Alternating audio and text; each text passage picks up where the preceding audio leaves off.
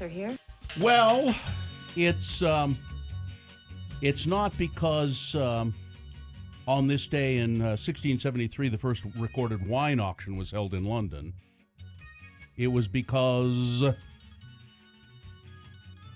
On this day. yes, Kurt Cobain would have been 51 years old today.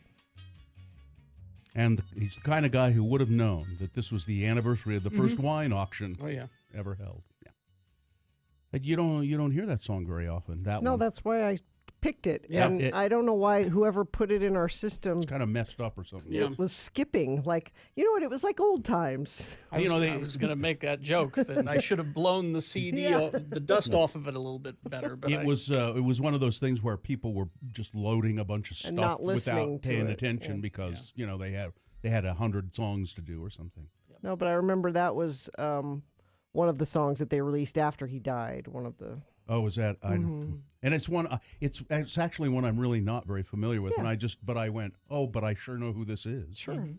Really distinctive. Yep. I really loved Nirvana. I know. They were damn good. But it's one of those things where you wonder, would you think of as fondly of them if he were still Sure. around, you think? Well, yeah, sure.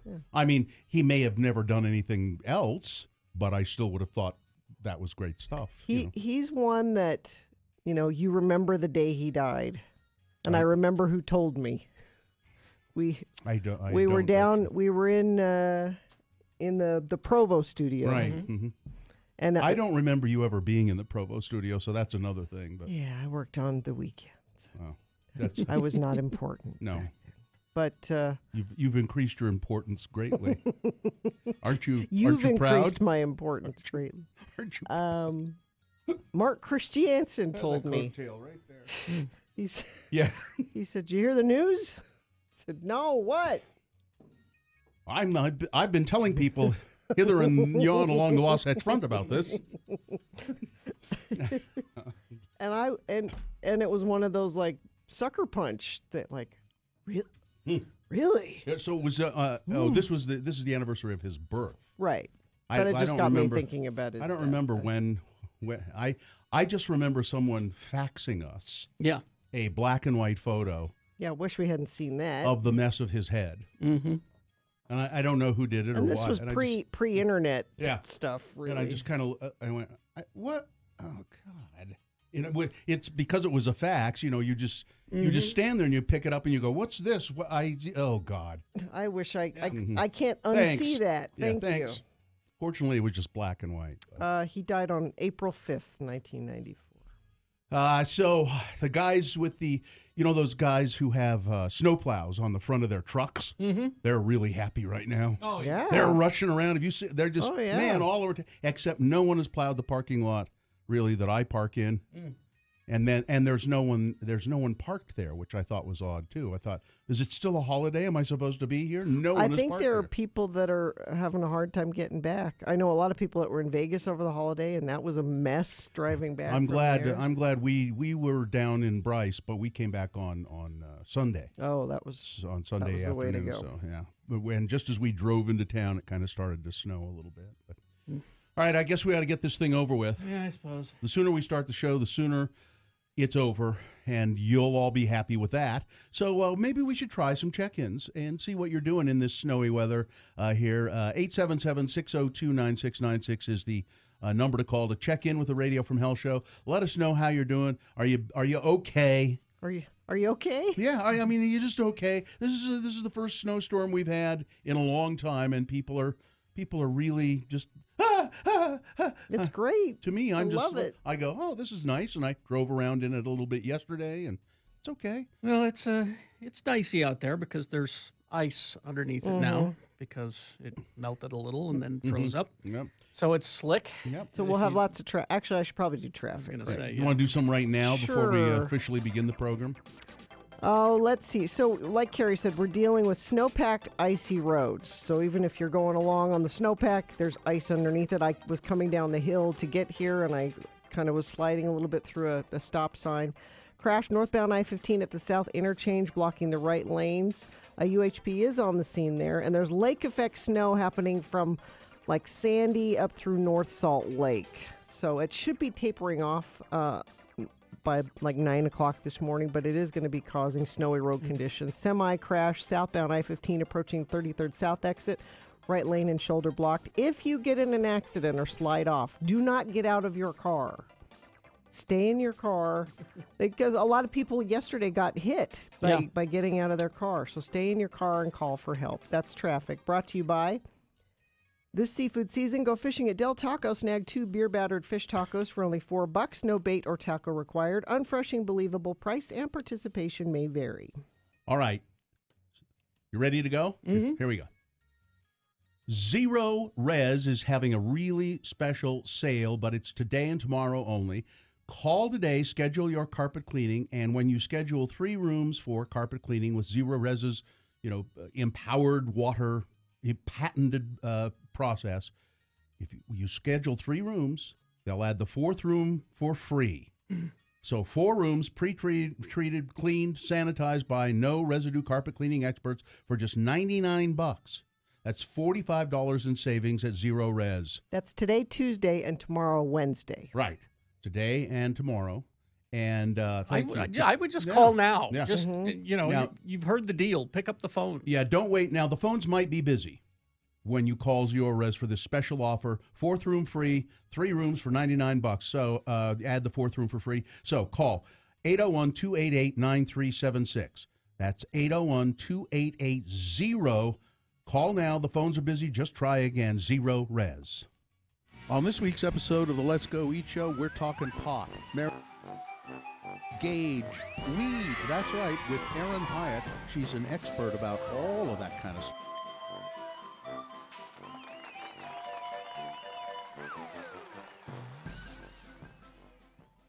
There's a great a little video that I tweeted early this morning at RFH Bill. Well, let me go look. It's a little video of some mayor somewhere in Wisconsin, I think. Yeah. He's doing his Groundhog's Day thing with Like Jimmy you. the Groundhog. Jimmy, that's Sun not a Prairie. groundhog name. It's not. Why is Jimmy not a ground? Phil is a groundhog name. Sure. Why is Jimmy not a groundhog name? Jimmy's It's fine. If Awfully defensive Princess about Jimmy. Good God, Gina, you derail the story. Jimmy, that's not a ground. Why does Carrie Fisher call her dog Gary? It's fine. Anyway, Sun Prairie, Wisconsin, Jimmy the Groundhog, and the mayor Jonathan Freund is and he's an idiot. And I love the way they wrote this story on what is it, Gawker or Newsfeed? It's called Gawker's Newsfeed. Yeah. Low-rent Punxsutawney Phil impersonator Jimmy the Groundhog has the easy annual task of predicting each February whether Sun Prairie, Wisconsin will experience 6 more weeks of winter. This year, the job got to him a little bit as he whispered his prognostication into Mayor Jonathan Freund's ear. The weather will be, got your ear, sucker! I'm biting your damn ear off. How do you like me now? He gets a hold of it, too. Yeah, he does. He gets a good chomp in there. Yeah. You watch the He little keeps going. video. The mayor keeps going, though. He doesn't stop. Yeah, flinching from the savage attack on his soundy flaps, Freund attempted to translate the bite from groundhog to English. He didn't see his shadow, the shaken mayor stammered, so it will be in early spring. Jimmy's handler is obviously concerned about the integrity of the little biter's predictive record, later clarified that he had actually been attempting to indicate that winter would last another 6 weeks. It is Wisconsin, after all. So the mayor got it wrong altogether. The mayor's office responded that only the mayor can translate Jimmy's prediction, the Milwaukee Sentinel-Journal reports. But it's a funny video. Watch the little My video. question is, what kind of a mayor name is Jonathan? I mean, really? It's a fine That's mayor a terrible name. mayor It's name. a fine mayor name. No, that's a terrible mayor name. Jimmy is not a good name for a groundhog. Jimmy's a nice guy. Groundhogs are mean. Gino, why don't you just shut up? A texter points out Jimmy the Groundhog was part of the Gambino family. Exactly. That's your confusion. So What? Jimmy Getting is a awfully perfectly defensive. fine name for a groundhog. Who died and made you the namer of all things? Not the namer of all things. You sure act like it. No, Val Kilmer is not dead. Yet. And what kind of a name is Val for a Kilmer? Exactly. The Kilmers never named their children Val. What's wrong with them?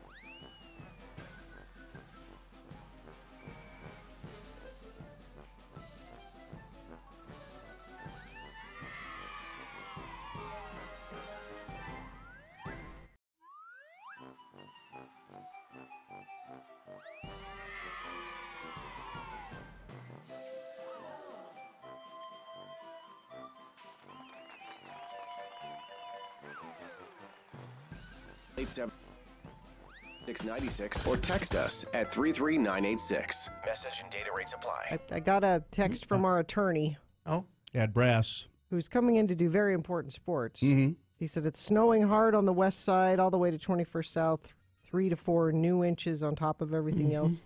He's making his way here, so All right, let you be aware. let's officially begin the program and then take your check-ins, which no one's calling for. 877-602-9696 is the number. If you want to be a part of the least popular feature we do on the Radio from Hell show, no one is calling at this point. And if no one calls, now this is an opportunity for you all. If no one calls today for check-ins, we'll stop doing it. So really? yeah, we haven't discussed this here unilaterally. no, but I think this is a good. So it's a good opportunity for people to Get rid of end it. the feature. But we have a giveaway, though. Oh, what is it? From the creator of Thriller comes Odyssey Dance Theater's Purple Rain, celebrating the amazing music of Prince, March 1st through the 10th at Kingsbury Hall. Go to odysseydance.com. We've got 2 tickets to see Purple Rain on March 10th. All right, now that is a great enticement. Mm-hmm. So, if people don't call to check in, You'd have to really hate this feature. exactly that's my point. Uh-oh. So, do we have a sponsor to officially begin the program, or should we just plow on? Plow on. All right, the moon is a waxing crescent moon, 21.4% of full. The next full moon will be on March 1st. The moon will rise today at 9:58 a.m., today being Tuesday.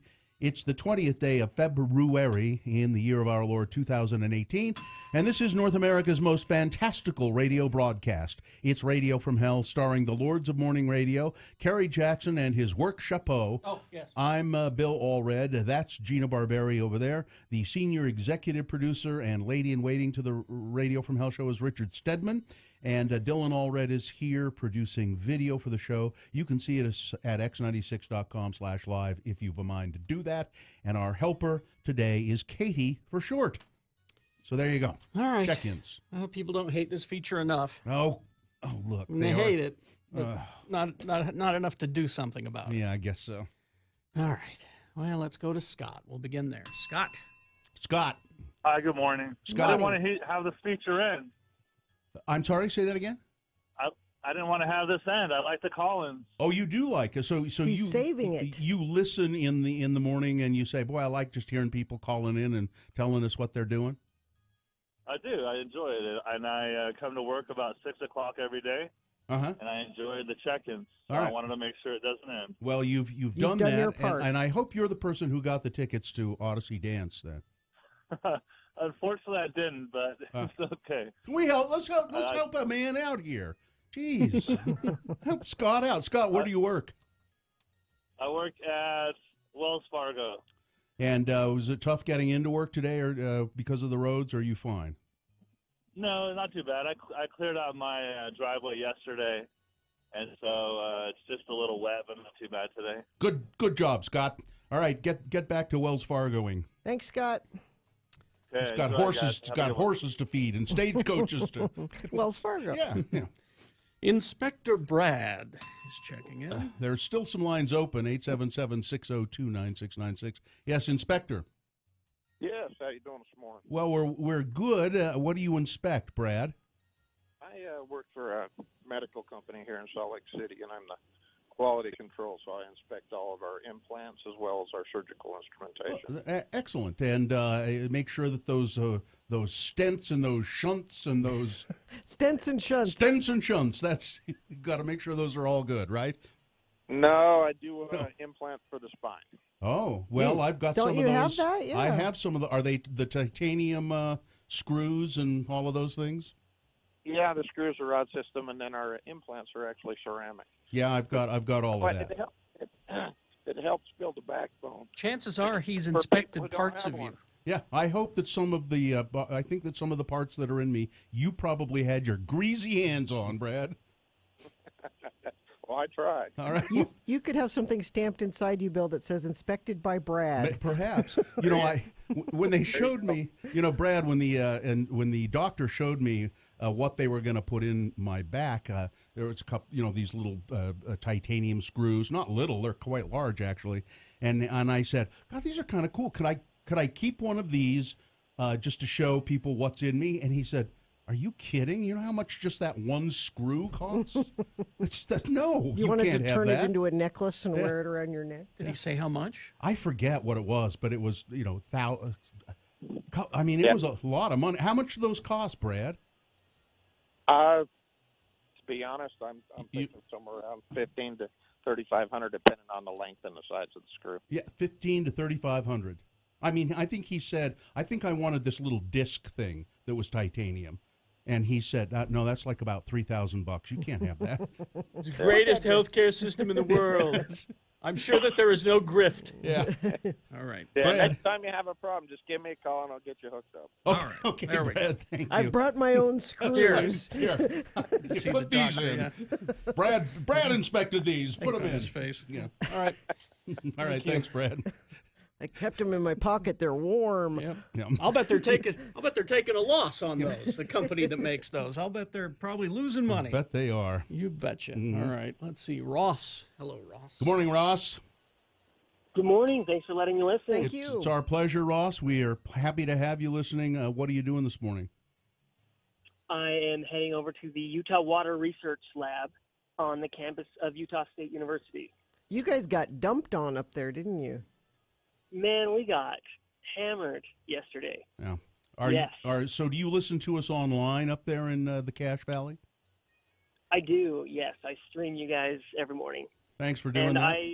I was so sad to hear the check-ins were at risk, so I had to check in. Well, you and others have helped save this wretched feature. That's when it ends. Yeah. I'm serious. That's when it ends. Yeah. It's the morning that we don't get any calls. That's when it Yeah, ends. exactly. Ross, thank you, I guess.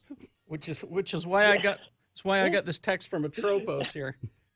I guess I'm going to have to call my friend the Wad, a technological genius, to intercept all calls and end this feature. All right. Thanks, Ross. He is not happy with it. All right. Let's go to Yashita. Yashita? Hello? Yashira. Yeah. And Good morning. How do you actually spell that? It's spelled phonetically here on our screen. Yeah, let me spell it. Yes? Yashira. Uh-huh. And yeah, I'm Mexican with a weird name. Oh, so it's Yashira. Yeah, I was going to say you were okay. Indian. Because she put a T. So it's It Yashira. sounds like I think it's Middle Eastern or Asian. Yeah. I don't know. I don't know what my dad was thinking. It does sound kind of Middle Eastern and everything. So where were you born in Mexico? I was born in Morelos, which is like 2 hours away from Mexico City. And how long have you been here? I've been here for about 10 years now. All right. Could I see your green card? Don't do that. Dude, you don't know what I've been through to get a green card. Right, yeah. I knew. We can talk about that after later. I knew But I Yashita do would have find my that permanent residence. good. We're happy to have you here. And what do you do? Thank you. What are you doing? So I am driving. That's why I was like kind of scary to call you guys, but I really want to talk to you because you remind me of one of my favorite shows in Mexico City. Uh-huh. What's it called? And when you play, it was radioactive. Radioactive. Like radioactive, but in Spanish, radioactivo. Uh-huh. Now I want to it hear was it. great because they always play like Kurt Cobain, Linkin Park. Really? Back then, Uh-huh. when I was a teenager, I just love it. I didn't know what they're saying because I didn't speak English back then. Mm-hmm. But now I understand, and I really love the music. Yeah. And I really enjoy listening to you on my way to work. Well, thank you. Did they have a wacky morning show? No, I don't think so. It was mostly late night. Oh, I see. See, it's the same for me. I listen to Mexican radio here whenever I'm in a bad mood. I don't know what they're saying, but they're having a great time, and so it just cheers me up immediately. Yeah. They always sound so They're enthusiastic. always so, yeah. At La Grande, or is it La Grande the one that puts the La echo? Grande. They put the echo on everything. I love that. It sounds like I a love party. that. Yeah. All right. Nice to hear from you. Thanks for being a friend of the program, and be careful on your way to work. I know you're driving, so we'll let you go. Awesome. Thank Okay. you, guys. Thank Bye-bye. you. Adios. Let's see. We got a lot of text check-ins. That's the first we've had. You guys remind me of a radio show in Mexico. I don't know why I yeah, like that. I never like had that comparison. Do not cancel this feature. It is actually my favorite. I love hearing my text read on the air. Anyhow, Monica checking in. Stay safe in these roads this morning. All right. Stacy from Orem checking in. Turns out my broken foot is still broken. Oh. Ice is not your friend. Ogden Shut-In checking in. Natalie from Asheville. If the check-ins go away, can we still get updates on Chicken Rob's chickens? We haven't heard from Chicken Rob in a while. Haven't in a while. Debating whether or not I want to work today or not. I drive for Lyft.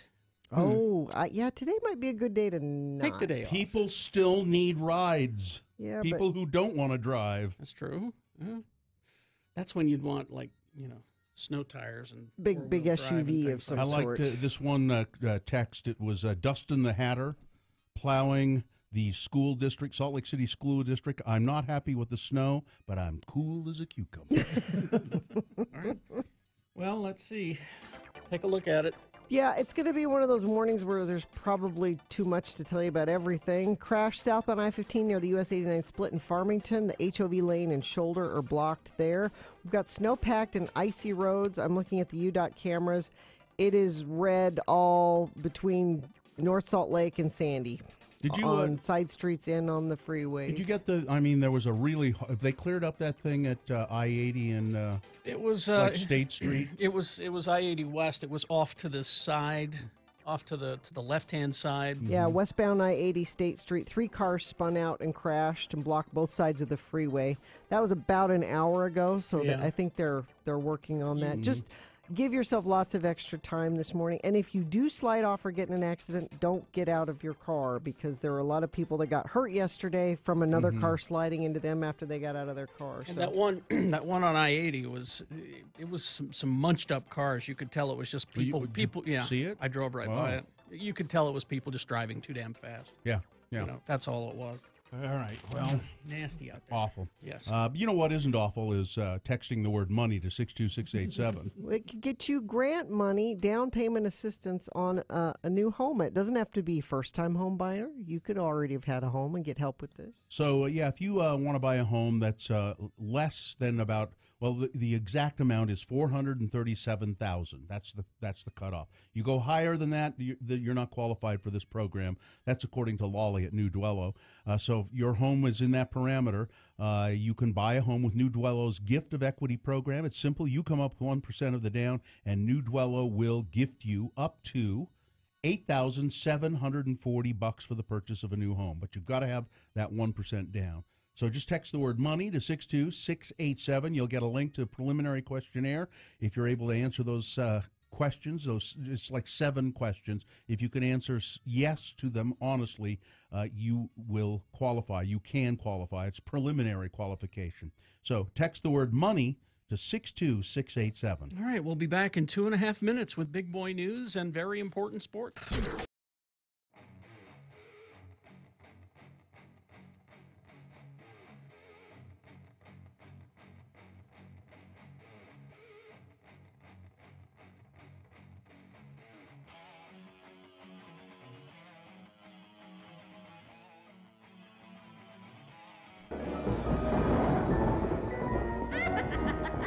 Hello, kitties.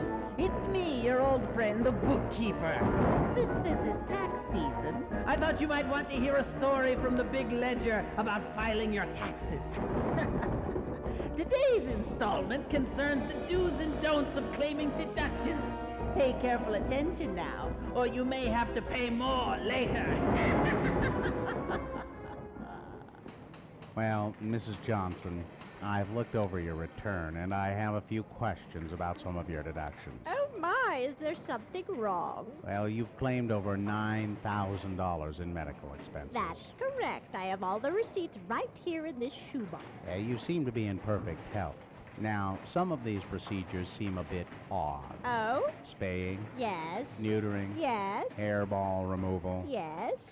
These are services performed on your cat. Oh, yes, I love cats. I have over 30 of them. You can't claim your pet's medical expenses. But they're like family to me. It's not allowed by the IRS. Well, could I claim them as a home improvement? How so? Well, they keep me toasty warm in the winter. They're like portable space heaters. I don't think so. Well, they shed a lot. So? Their excess fur helps insulate my house. Better R value than the pink fiberglass stuff. And no. Can I claim them as my children? And no. The government would never overlook you being 80 years old with more than 30 dependents, some of whom are named Buffy, Tabby, and Mr. Boots. Well, I've made sure they all have Social Security numbers. Well, why didn't you say so? Sign here. You can expect a hefty refund. Oh, thank you. Ms. Smith, send in Mr. Thompson, will you? Oh, The guy who wants to deduct his dog as a home security system. okay. Well, kiddies, it does pay to keep good records after all. Looks like Mrs. Johnson is in for a windfall. If she can avoid an audit by the IRS, that is. Maybe the nice accountant fellow from S&M Block will go to jail for her. Remember to file on time, and if you need any help with those tricky forms, don't hesitate to ask your old friend, the bookkeeper.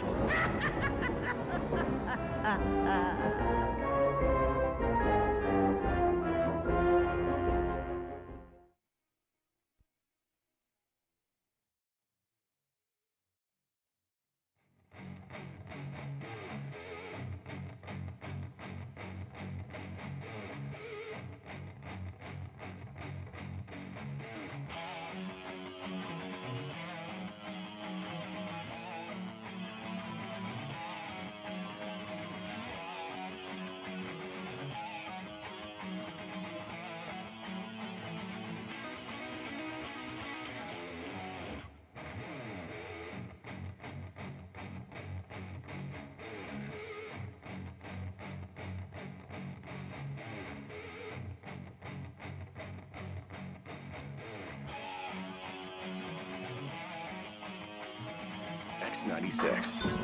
All right, 6:32. Very important sports coming up, hopefully. Hopefully Ed can make it in. He'll do it. But right now, big boy news and opinioendo brought to you by. Looking for a great deal on a used smartphone but don't want to meet a creepy guy in a parking lot? Bad Apple repairs, buys, sells, and trades smartphones. Unlike the guy in the parking lot, Bad Apple guarantees them. 10 locations. Go to badapplerepair.com. All right. Well, of course, everyone is calling for something to be done. Everyone's calling for action. Everyone's calling for apologies. Everyone is calling for somebody to make this good. Of course, I'm talking about Fergie singing the national anthem at the... Do you have it, Carrie? I don't. Here, let me get it Send for it you. to me, would you? Singing the national anthem at the All-Star game, the Star-Spangled Banner. I heard it was bad, but I didn't seek it out. It was pretty awful. It was she was trying to be sexy.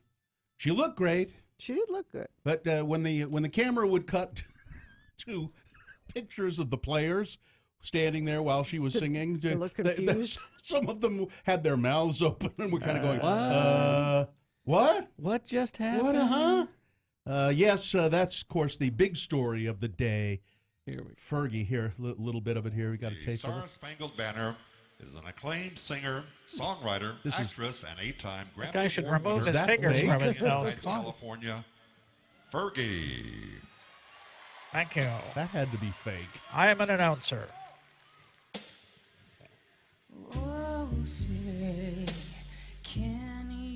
We're okay right here. We're starting out all right. Okay, here it goes. No, That's starting to fall apart.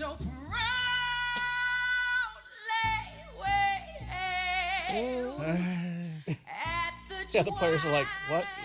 What is she doing? No. Yeah, this is. And it gets worse and worse Yeah. and worse. She looks great, though. No, she looks great. All right. All So right. there you go. No. That's what everybody's, yeah. Yeah. Of course, now let's turn to Mitt Romney, who, of course, announced that he was going to run for Senate, like Phil Orrin-Hatch's seat. Mhm. There will be no doubt that he will win that. There would be I'm no not doubt. voting for him. There would. Oh, guess maybe he won't win then. So there will be no doubt that he would win that seat.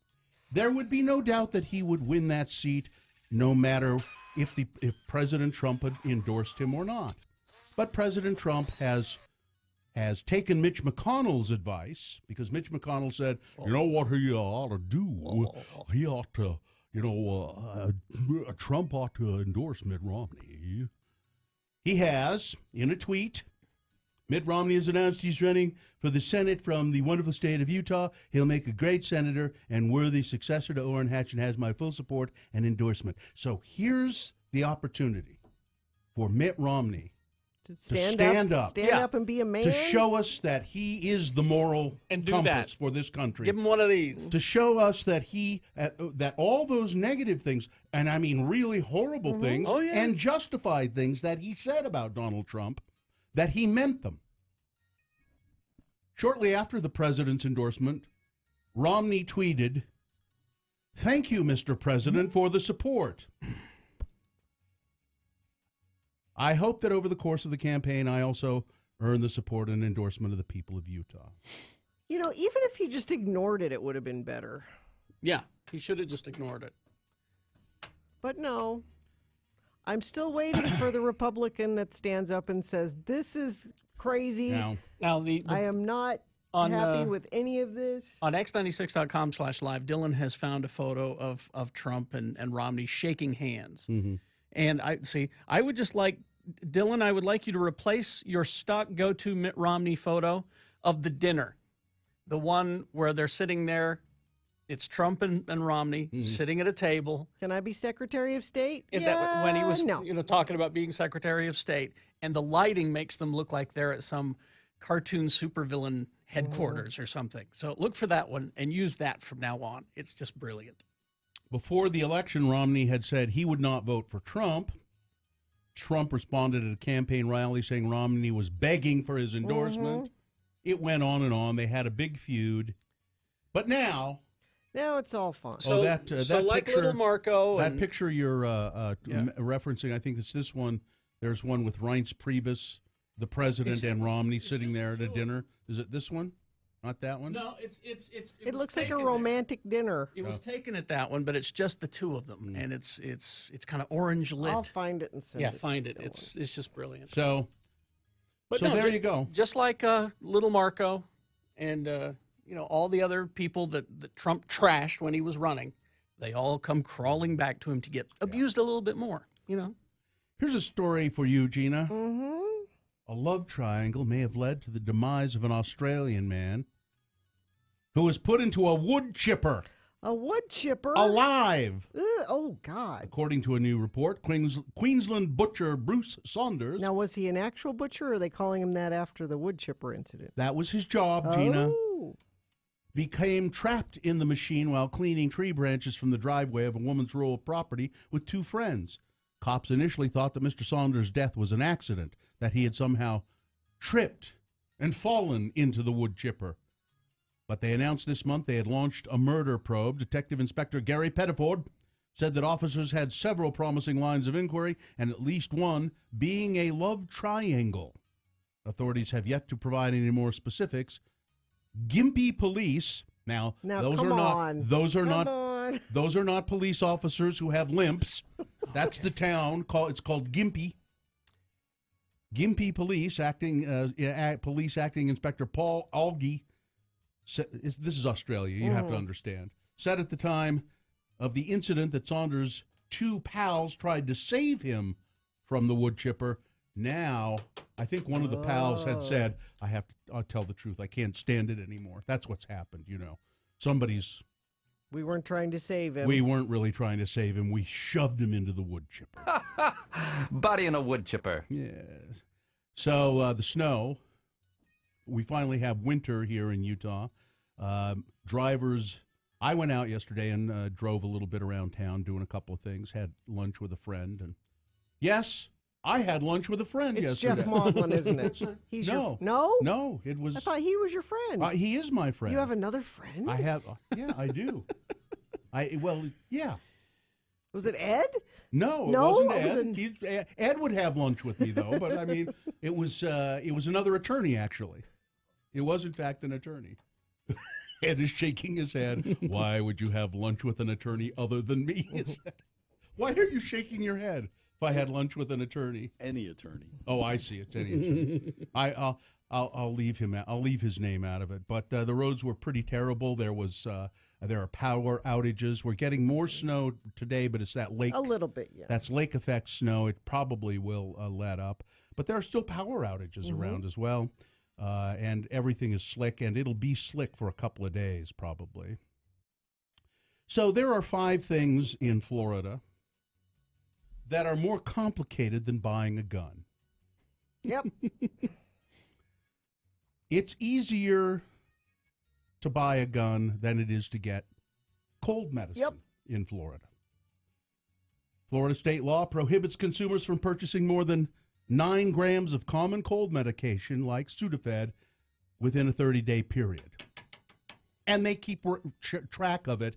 And if you've bought Sudafed here in Utah, if you bought Sudafed here in Utah, which I did recently, and it's the first time I had bought it since they started doing this, they said, we need your identification and your name. They're tracking you. And I said, well, you want to make sure that I don't, buy a lot. And they went, yeah. It's dangerous. We need to write it down. Getting a marriage license in Florida is more complicated than buying a gun.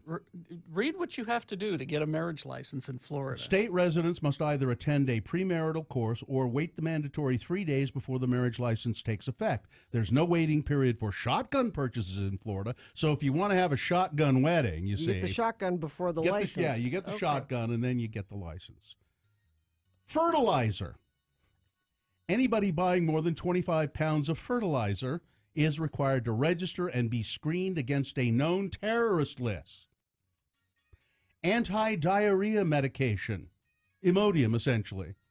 Buying large quantities of Imodium, expect to be put under surveillance in a way that won't happen if you purchase large numbers of firearms, as our shooter in Florida did. He had more guns than the AK-47. He had 7 or 8 guns. He bought 7 in the last year. He's 19. He just went and bought them.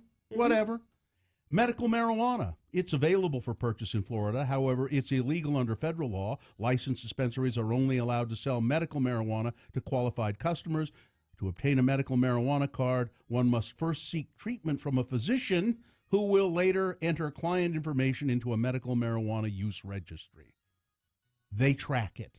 They keep Sudafed. They keep close tabs on people who buy. So Sudafed's more dangerous than guns. That's what I'm getting. Well, the Constitution doesn't say you have a right to have Sudafed. That's the difference. I'm sorry. He bought an AR-15, not an AK-47. Yes. It's an AR-15. Yes. Sorry. So there you go. Harder to do all of those things, but we can't possibly do anything about guns. Heather Lee texting in, just wanted to remind everyone that all 75 seats in the Utah House of Representatives are up for re-election this November. If you're frustrated, this is a huge opportunity to make a dent. Utah is evolving, but our leaders are not. President Trump blasted the FBI, his own Justice Department, National Security Advisor H.R. McMaster, the previous Congress, Democrats, Barack Obama, Hillary Clinton, and Oprah Winfrey in a Twitter tirade in the wake of the indictments against 13 Russians in the investigation of interference in the 2016 presidential election. You think he would have been busy mourning 17 dead kids in Florida? People are also still waiting for him to condemn Russia.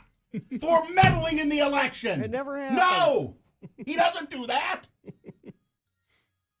He goes after the FBI. Yeah. This is a S show of remarkable proportion. I wish I could use the language I want to. Well, you can't because we're government regulated. That's right. Because the nation is 9 years old. It's harder to swear on the radio than it is to get a gun in Florida. I just got a tweet from Donald Trump. Seriously. Really? Yeah. I've been much tougher on Russia than Obama was. Just look at the facts. Fake news. That's not true. No. Not even. No. It's not even close to No. truth. Oh. All right. Sorry. I was going to do a funny story at the end, but we're out of time. Weather traffic? Great. Yeah, and it's all related. Lucky's Auto Credit, $77 and a job gets you a car. 2 locations, Salt Lake City and Ogden. For program details or to apply online, visit luckysautocredit.com. So we have lake effect snow happening North Salt Lake to Sandy. That will be tapering off this morning, but there are nasty road conditions. Crash northbound I-15 approaching the 201 freeway. Spaghetti Bowl, car on the left shoulder there. 45th South at Van Winkle, crash there. Crash southbound I-15 US 89 split in Farmington just past Lagoon. We've got snow-packed roads with slick conditions underneath. Too many accidents to mention. Make sure you give yourself extra time. Our attorney left early, gave himself extra time to get here this morning, and he's here safe and sound. Here he is, braving the land of ice and snow. It's Edward K. Brass with a very important sports report brought to you by National Auto Plaza. Who builds the best trucks? National Auto Plaza does. Lifted accessories you haven't even thought of yet, all to take your next adventure to a whole new level. Very important sports. Good morning, Mr. Brass. Morning. Pleasure to see you. Pleasure to see you. It was a terrible driving in. Terrible driving. You East Side snobs keep talking about this North Salt Lake to Sandy thing. There's 4 or 5 inches of new snow west of I-15, which is not the end of the world. You don't fall off the world if you go over that way. I try not to ever do it, but maybe I'll go check it out. I'll today. escort you. All right, thank you. Sports, please. Welcome to the cremation of Sam McGee edition of Very Important Sports.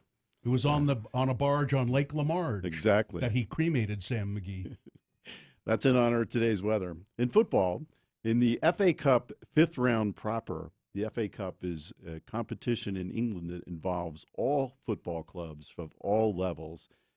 For example, if that was to take place in the United States, you'd have Bingham High School playing the Cleveland Browns and beating them without much doubt. In notable scores, Rochdale, which is 2 leagues below Rochdale? the Premier League. Yes, in last place ties big club Premier League Tottenham 2-2. Wigan, which is in the same league, 2 leagues lower, beats Manchester City, which is in first place in the Premier League, 1-0. Manchester United 2, Huddersfield 0, Romelu Lukaku 2 goals. He plays for Belgium. That's the World Cup winner in 2018. In basketball, Donovan Mitchell, Utah Jazz rookie, wins the slam dunk contest.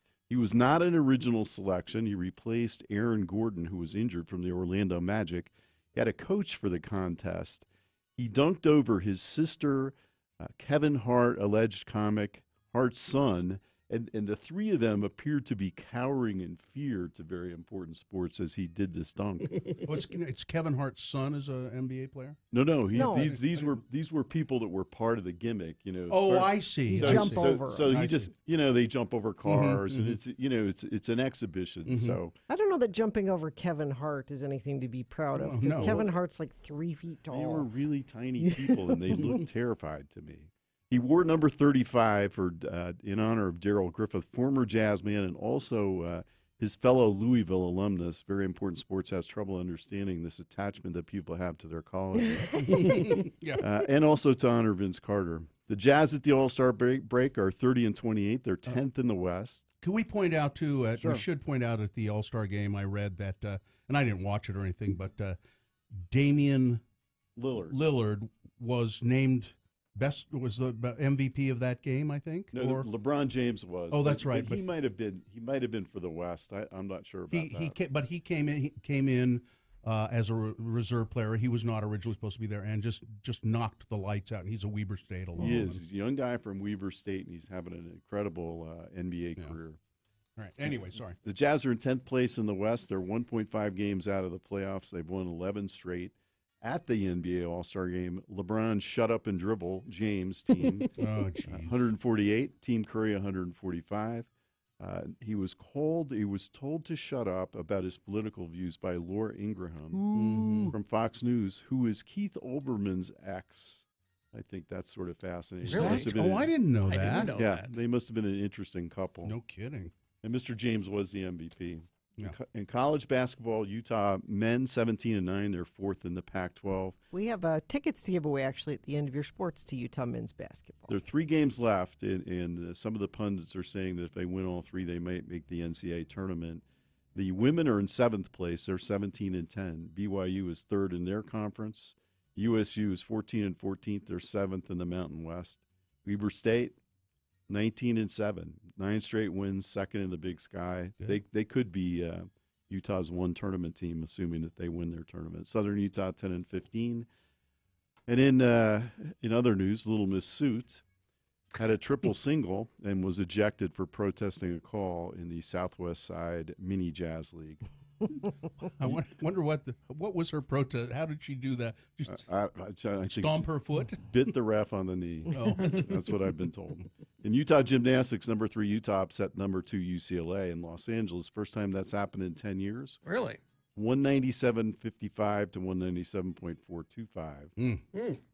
In Overwatch esports, the top 5 are New York Excelsior, Houston Outlaws, London Spitfire, LA Valiant, Seoul Dynasty. Thank you for covering that. I've been getting a lot of. You're not covering sports. You're not covering sports. That's a sport, I guess, right? Yeah, I guess. Okay. In the Daytona 500, this is Formula One alternative news for Pittsburgh listener Mauricio Paez and San Antonio listener Raul Montemayor. In other cities where Radio from Hell doesn't work. It was won by a guy named Austin Dillon in the number 3 car, 17 years to the day that Dale Earnhardt was killed on the last lap. Same race in the number 3 car. I remember exactly where I was. I'm not kidding. when Dale Earnhardt was killed, I was in a 7-Eleven in Las Vegas. I walked into. Were you drunk? Is that why? Yeah, you remember that? I walked into the 7-Eleven and the clerk said, "Did you hear about Dale?" And I went, "Who? What?" Well, I'm not kidding. This was foreshadowed in the 2006 Oscar winner Final Destination 3. Danica Patrick wrecked in her final race. Yeah, at least on that level. And the guy who came in second, I don't know what his name is. Were you going to talk about him? No, I have no idea. He was a African American NASCAR driver, which is rare. It is very rare. And he was talking about coming in second, and it was touching. He was weeping. He was so happy that he'd managed to do this, and he was talking about his family and being the only African American in NASCAR, and he was just crying. I had no idea that you were a devotee of the Daytona I just 500. happened to Did hear you it. know this? That Mr. Dillon had tattooed on his rear end the Daytona 500. This is after the race. Oh. The Daytona 500 logo and champ. And evidently he couldn't sit down for the post-race festivities. But that's for real. I didn't make that one up. That's weird. The Final Destination, number 3, winning the Oscars, a little sketchy. But C.J. Cron of Utah, former Utah Ute, was traded to Tampa Bay from the Angels in Major League Baseball. In the NFL, good news. Ray Caruth, former Colorado Buffalo and Carolina Panther, who served 18 years for arranging to have his child's mother killed. No, he killed her. No, he didn't do it. He had somebody else do it, but he was there. Yeah, that's a defense attorney, by the way. No, he didn't do it. So quickly, he was went. there. Your Honor, my client was there, but the child's mother was pregnant with the child at the time, and his child is developmentally disabled as a result of premature birth. Yeah, he didn't want to pay child support. Yeah, from his NFL salary. So he's been in prison for 18 years. He's about to get paroled in October. The child's been raised by the child's grandmother. Oh, let me guess. He wants custody when he's released. That's a nice story. Yeah.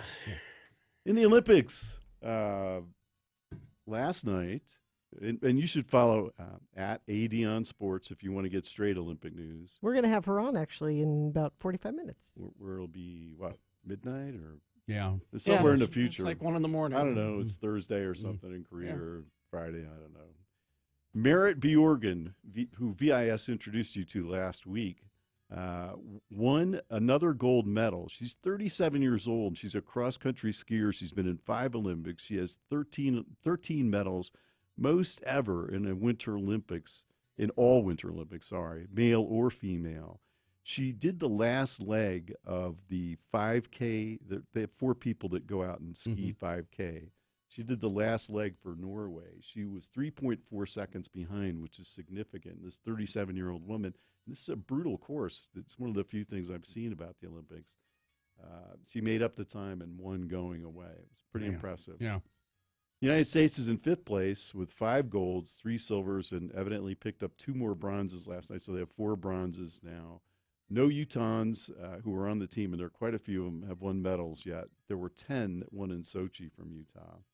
If all cities, Salt Lake City is #1 in Olympic viewers. Oh yeah, I read that. The Olympic viewing is down significantly around the country, but not in here. Utah. No, it's up here.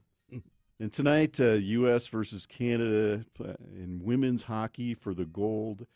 You can count on it that Canada is going to win because they're led by The Ohio State University's Natalie Spooner. Canada's won 4 straight golds. And finally this. You see that Spooner girl? Did you see her skate? Yeah, she's great, that Spooner girl. Yeah, she's a babe. She can play some hockey. You bet. Finally this.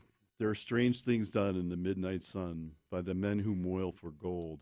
The Arctic trails have their secret tales that would make your blood run cold. And one last thing.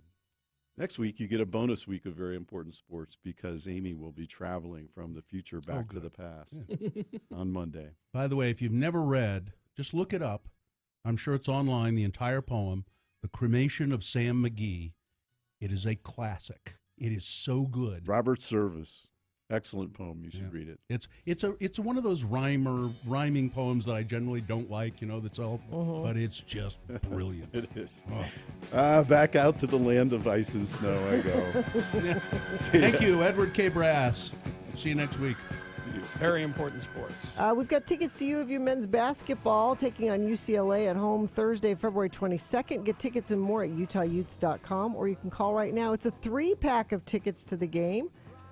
Call right now, 877-602-9696. But don't do it while you're driving, please. Terrible driving conditions on the freeways and side streets in the Salt Lake Valley.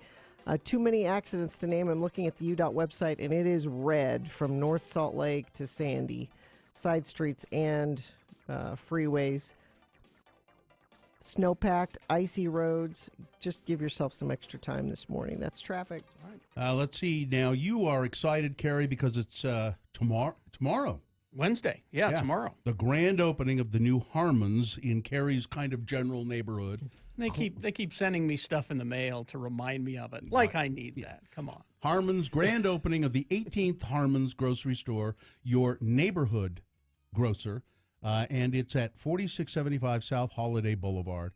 Harmon's Holiday Market, a beautiful store. Now, I haven't driven by yet, but I understand it's very pretty. Right there on the corner. Outside. All glass. And so if you're looking for Video Verns, it's not there anymore. It's the Harmons. Harmon's grocery stores, all of them, all 18 of them, are just incredible stores. Chef-prepared salads and sides.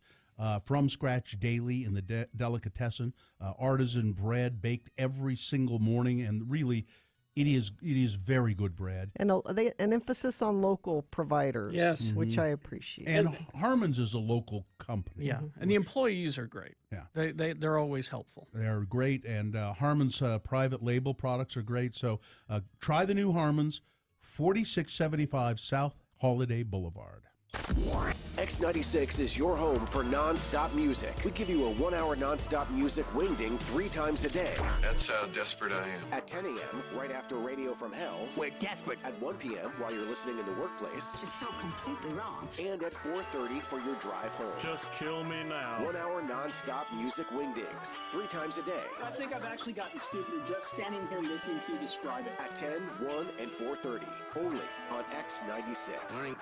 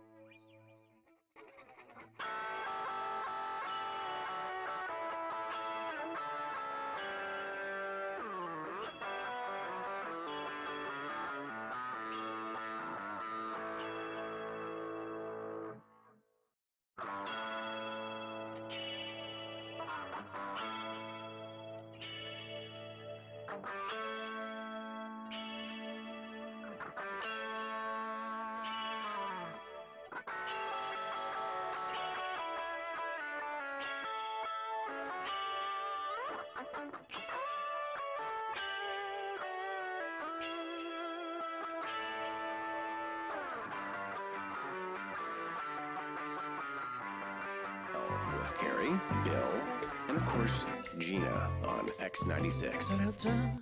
7:03. Well, this weekend. Brought to you by. Yes. Upon qualification, buy a new home with New Dwello's Gift of Equity program. A gift could mean up to $8,740 for the purchase of a new home. Text the word money to 62687. So this weekend, I kind of horned my way in on this trip in a way to Bryce Canyon. Now, my wife, the lovely Mrs. Bill, does the roller derby. And she, some weeks ago, said, I've got this trip scheduled with the roller derby girls. We're going to go down to Bryce Canyon and snowshoe. And this is before winter had even begun. And I said, I always wanted to try that. I wonder if I could do it. I've got bad problems with my foot because of the back surgery and all of that. But I thought, I wonder if I could. I'd always wanted to try to snowshoe, and she said, well, I'll get you a pair of snowshoes if you want to go. And so the trip was this past weekend. We didn't take the snowshoes because there's really not enough snow down there to snowshoe. Did you go on a hike? We did. I'll tell you about that. Now, they're interestingly enough, so you stay at Ruby's Inn. That's about the only game in town down there. And they were having their Winter Fest. So it was really full of people.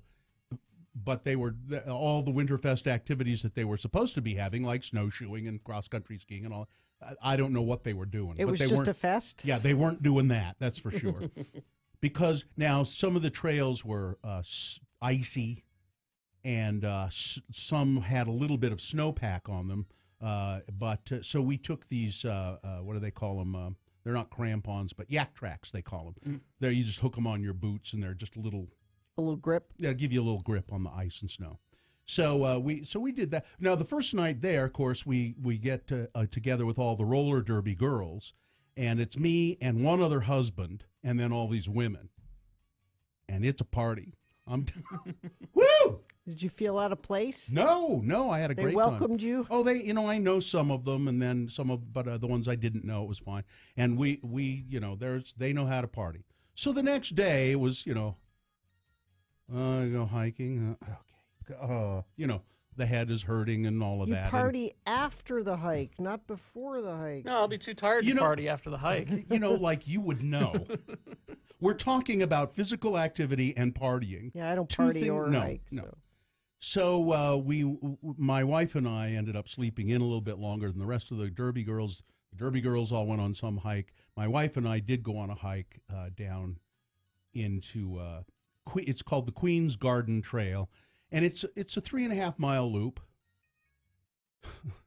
And I was fine for the most part. I had a couple of trekking poles, and I had my yak tracks on my shoes. Now I'm out of shape too because of these physical problems I've been having. But I was okay because the trail is downhill into the Zion. And this is a beautiful time to go. Beautiful, just beautiful. Mm-hmm. Oh, man, down into Bryce, Queen's Garden. And we hike this loop, and it's all downhill, and then it's level. And then you get to the last mile, which is straight up. Yeah. It just makes sense. If you're going down all that time, you're going to pay for it at some point because you got to get back to where you were. I thought that maybe I was going to have to be helicoptered out. It was pretty horrible until I remembered the old trick. I don't have to think about going to the top. I just have to think about going to the next switchback. So then that's all I did. I would go like 1,000 feet to the next switchback, and then I'd stop and rest. Mm-hmm. Then I go 1,000 feet to the next, and it took a while, but I almost started to panic at first because I was thinking, I'm not going to get out of here. This is going to be too hard. I'm out of shape. My foot is killing me. But my wife is great. She said, you're fine. It doesn't matter how long. She's strong. She can carry you out. Yeah, she could have just kind of trudged up and made her way out of there in probably half the time it took us to get out of there. But it was beautiful and it was worth doing. But I'm looking at some pictures that she's taken of me where we're down there, and I said to her, man, I just look awful. I look awful. And she said, well, you're the one who decided to grow his hair out. I thought she liked your long hair. And I said, what? I don't think is that why I look awful? She said, well, you're the one who decided to grow it out, and it's just kind of awkward looking.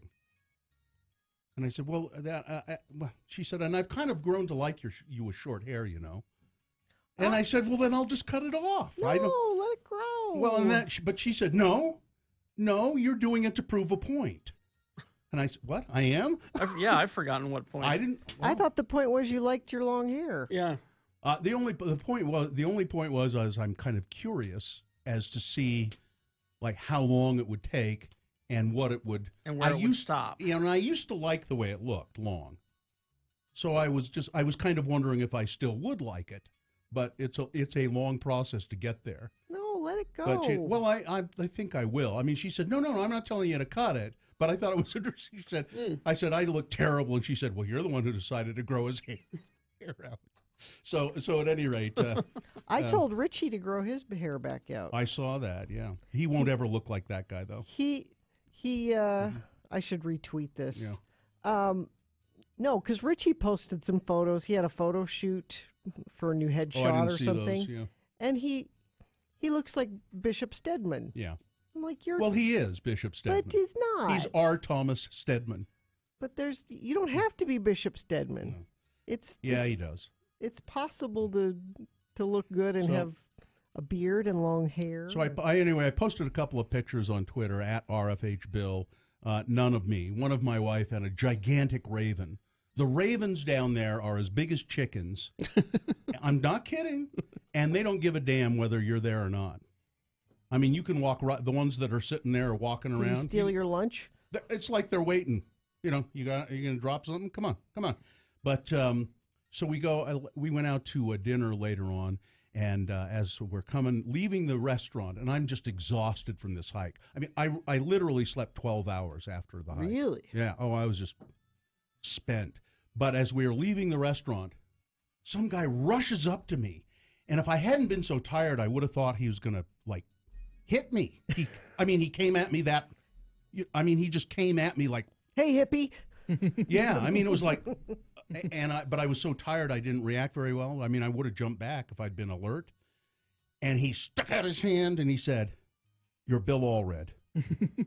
Great friend of the program. Shake your hand." Shook my hand. I said, "Well, thanks." And he said, "No, that's it." And he walked away. No, that's it. He said, "That's it. I don't want to bother you." Off he went. But if you ever want to go to Zion, Bryce, probably Zion too. But Bryce, this time of the year is perfect. And I think even if there would be a lot of snow there, it would still be worth it. Because it's not crazy busy. No, yeah. Yeah. I hadn't been there in so long. It was just stunningly beautiful.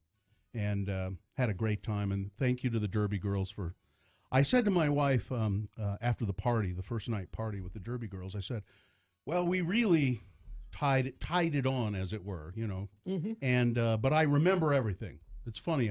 Sometimes I go a little too far and I don't remember some of the evening. But I said, well, I remember everything. I had a great time. And then later on, some of the Derby girls tweeted some photos of the party that you don't remember. And there I am, wearing somebody else's shoes. No memory of that. And just going, "Ah!" And I said, oh yeah, I don't remember putting on those shoes, certainly. And so, but great time. Thanks to the Derby girls. And I don't know whether I'll continue to let my hair grow or not. Let it grow. Talk to Dick Clark about it. Yeah, is he still on it? I think he is. Yeah. I-15 is at a standstill at the South Interchange. Traffic moving just 10 miles an hour in many places south end of Utah County. Car slid off the freeway, 215 approaching 7th North. The right lane is blocked there. I'm looking at the UDOT cameras. It's red on I-15 and the side streets. They're slick and snow-packed. Give yourself some extra time today. Wreck your ride. Trust Everest Collision to put your needs on top. Download the Everest Collision app and start your claim. They'll take it from there with locations in Salt Lake, Sandy, Tooele, and Ogden, or everestcollision.com. Now, before we get to XL Automotive Repair, I want to tell you about who the Boner candidates are. Mm-hmm. 3 candidates here in the first round. Here are the titles. Boner candidate number 1. What are you doing with that goat, man? Boner candidate number 2, I got tired of being tased. And boner candidate number 3, I admit she looks young. All right. Round 1 of your boner voting coming up right after these, along with Big Boy News and Opinioendo. Excel Automotive Repair. Yeah, I'll be seeing our friends Steve and Richard at Excel before the end of the month because I got to get my car registered. And that's a basic maintenance thing, but if you need major work done, you want to make sure you take your car to a place with mechanics that you can trust. I saw a tweet from the Utah Highway Patrol, too, that said, just because you no longer have to get your car inspected in Utah does not mean you can drive around with an unsafe vehicle. Mm-hmm. So if you know that something's wrong with your car, take it to Excel Automotive Repair and have them look at it. They'll give you fair, friendly, and inexpensive service on any make of car. They can do it. They are terrific. They do specialize in foreign commuter cars like Honda and Toyota and Nissan, but any kind of a car. Yeah, they can work on anything. And really, they are the most honest mechanics you'll ever find. Steve, Richard, Kip, all of them. So there are mechanics. That's where we take our cars when they need work. Sending all my friends there. Mm-hmm. All right, they're on the corner of 33rd South, 3rd East. It's XL Automotive Repair. If you didn't submit your film to the radio...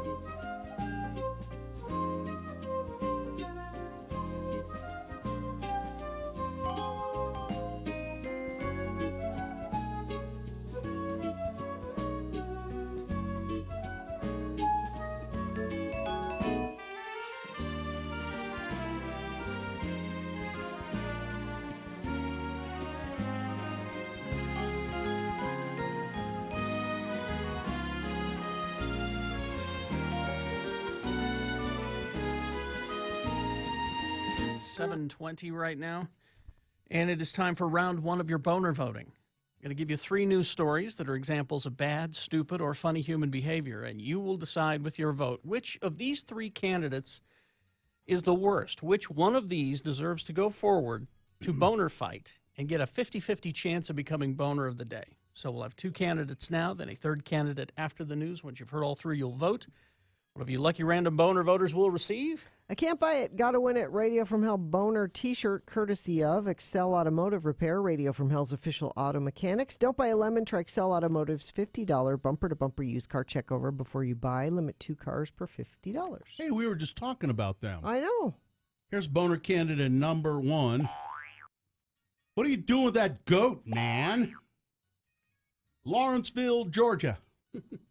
A Gwinnett County man is facing animal cruelty charges and possible deportation after video footage of him. You see, this is why we need the wall. After video footage of him and 2 men force-feeding a goat cocaine and whiskey. Oh, my hell? Poor goat. Sheriff's investigators arrested Sergio Palomares Guzman at a ranch. The 28-year-old had lived and worked at the ranch as a horse trainer for some time. Footage from the incident showed Mr. or Senor, if you prefer, Palomares Guzman holding the goat's horns while a second man inserted cocaine into the goat's nostril. This'll be funny. Palomares Guzman then forced the goat's mouth open as the second suspect poured whiskey into the goat's mouth. Following his arrest, Palomares Guzman was taken to Gwinnett County Jail, placed on an ICE detainer because I think he may be illegal. 2 other suspects not identified. The goat in good condition, available for adoption through the Gwinnett Animal Shelter. If you're interested in adopting the goat, you can call 770-339-3200.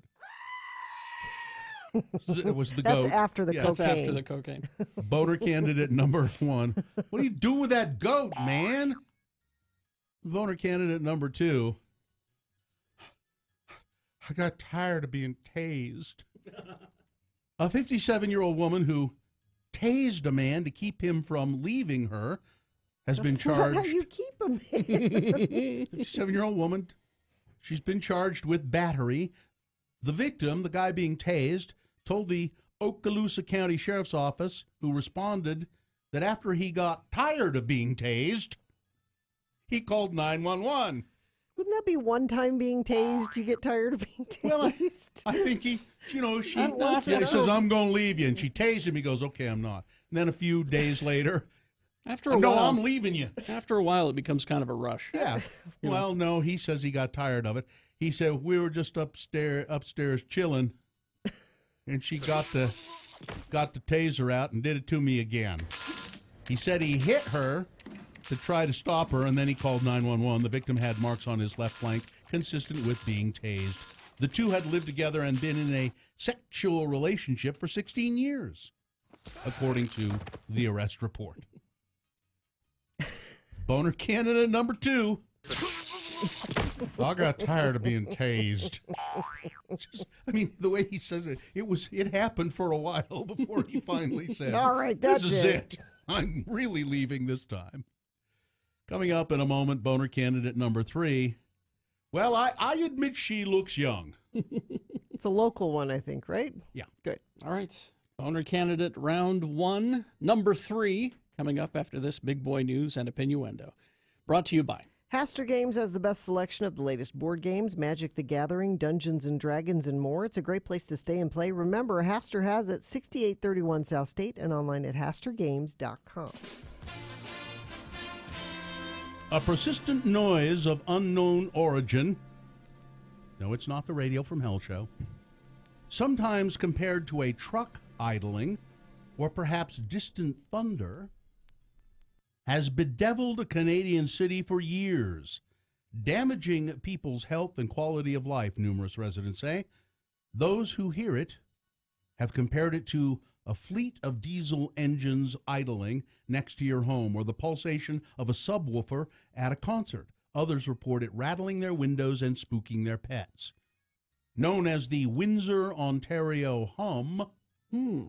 This sound in Windsor, hum, Ontario. Carrie, not Not it's hum. Near Detroit. So it's just over the border, I guess.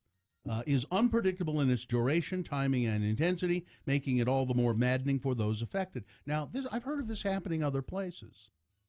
And apparently... They have no idea? No, and apparently it is true because there are a number of people who at the same time will go, wait, stop, stay, hey, don't, you hear that?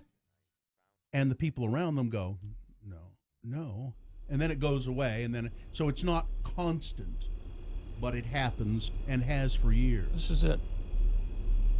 Yeah. Now, what is that? Is that is this somebody who's actually recorded it?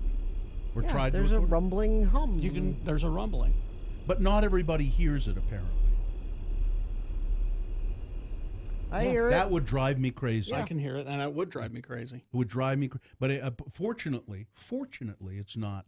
And they have no idea what causes Well, it? no, and I've read about this happening in other places. And, you know, some people try to explain it as some sort of harmonics that, you know, like your car will develop a vibration or something after it's gotten a little, and you can't really quite isolate where it is or why it's doing it. Tragedy. Oh? Tragedy. Mr. Okra has passed. Mr. Okra. Mr. Okra! Arthur J. Robinson, known as Mr. Okra to people who lived in New Orleans, has died at the age of 74. I don't know if we have Mr. Okra's picture. He was a vegetable salesman in New Orleans. Arthur J. Robinson, he would load up his truck with produce, gaily, proudly painted truck, and drive around the city of New Orleans. And then he would stop and sell vegetables. And he was just kind of a local, colorful figure. But it made me think of when I was a kid, there was a guy in my neighborhood who did that. Did he have okra? Yeah, I don't think so. His name was Tony Mastronardi, and I remember he had a cleft palate, so he talked kind of funny. And he would come around with a pickup truck. I think he had a small farm just outside of Ogden, and he would come around the neighborhoods in a pickup truck with fresh produce, and he'd stop and he'd talk to my mother. Nola, I brought you. You have it. And my mother would buy vegetables from him, even though we had a gigantic garden in the backyard. This guy, Mr. Okra, I just searched him on YouTube. Yeah. And there's a ton of stuff. He is like a legend. Oh, he was a local hero. Yeah. And, I mean, there are like 3 or 4 bands that have done songs about him. You know, I mean... He was very celebrated. So another obituary, tragedy, that I came across over the weekend... and I started reading it just because the headline said, Patricia Frustacci, 63 years old, dies. Septuplets put her in the spotlight. So I thought, well, that sounds kind of interesting. There's a picture of her there. So I start reading. Patricia Frustacci was a teacher who gave birth in 1985 to the first septuplets known to have been born in the United States, an event that put her in the glare of international news media. She died on February 10th at a hospital near her home in San Diego. She was 63. So, okay, you know. But then as I read more into the obituary, she and her husband, Sam, had struggled with infertility, so they started fertility treatments. And she was diagnosed, or she got pregnant, and they said, you've got 7 babies in there. And the doctor suggested, let's either abort everything or some, and she said, no, my religion does not permit it. I'm a Mormon. So she and her husband were LDS and said that, no, we have to go through with it.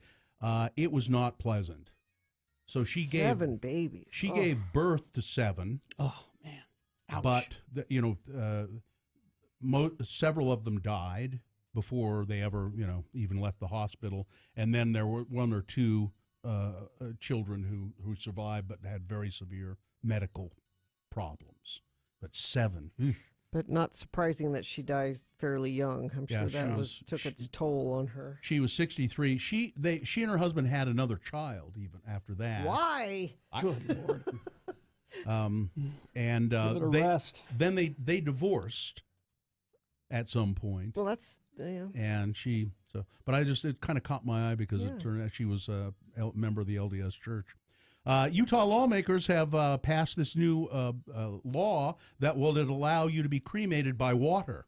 Pardon me? Water cremation. Which that's a thing? Yeah, I don't know how. It's called alkaline hydrolysis, also known as water cremation.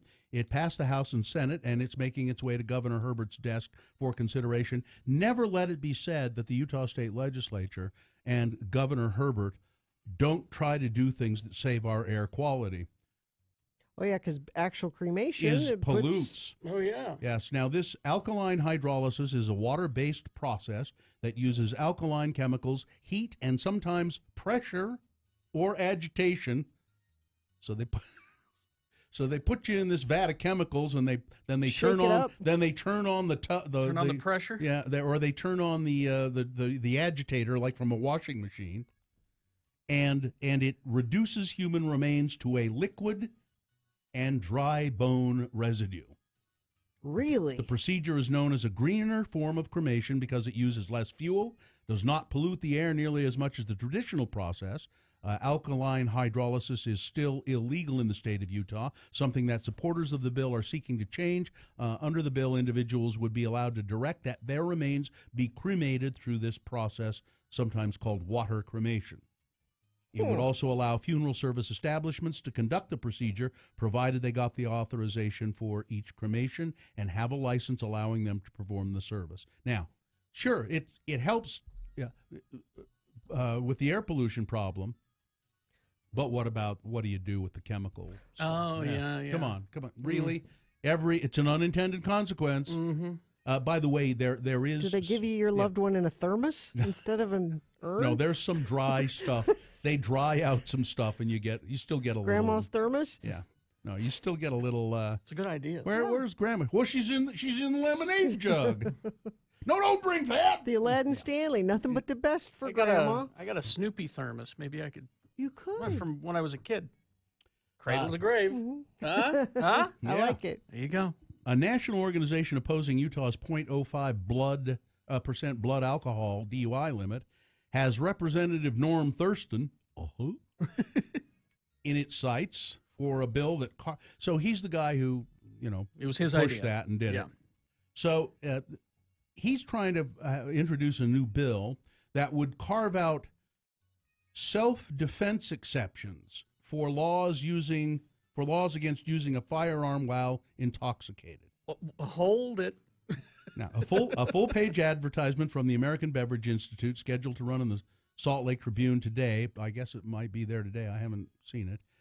Says, too drunk to drive but sober enough to carry a .45? Yeah.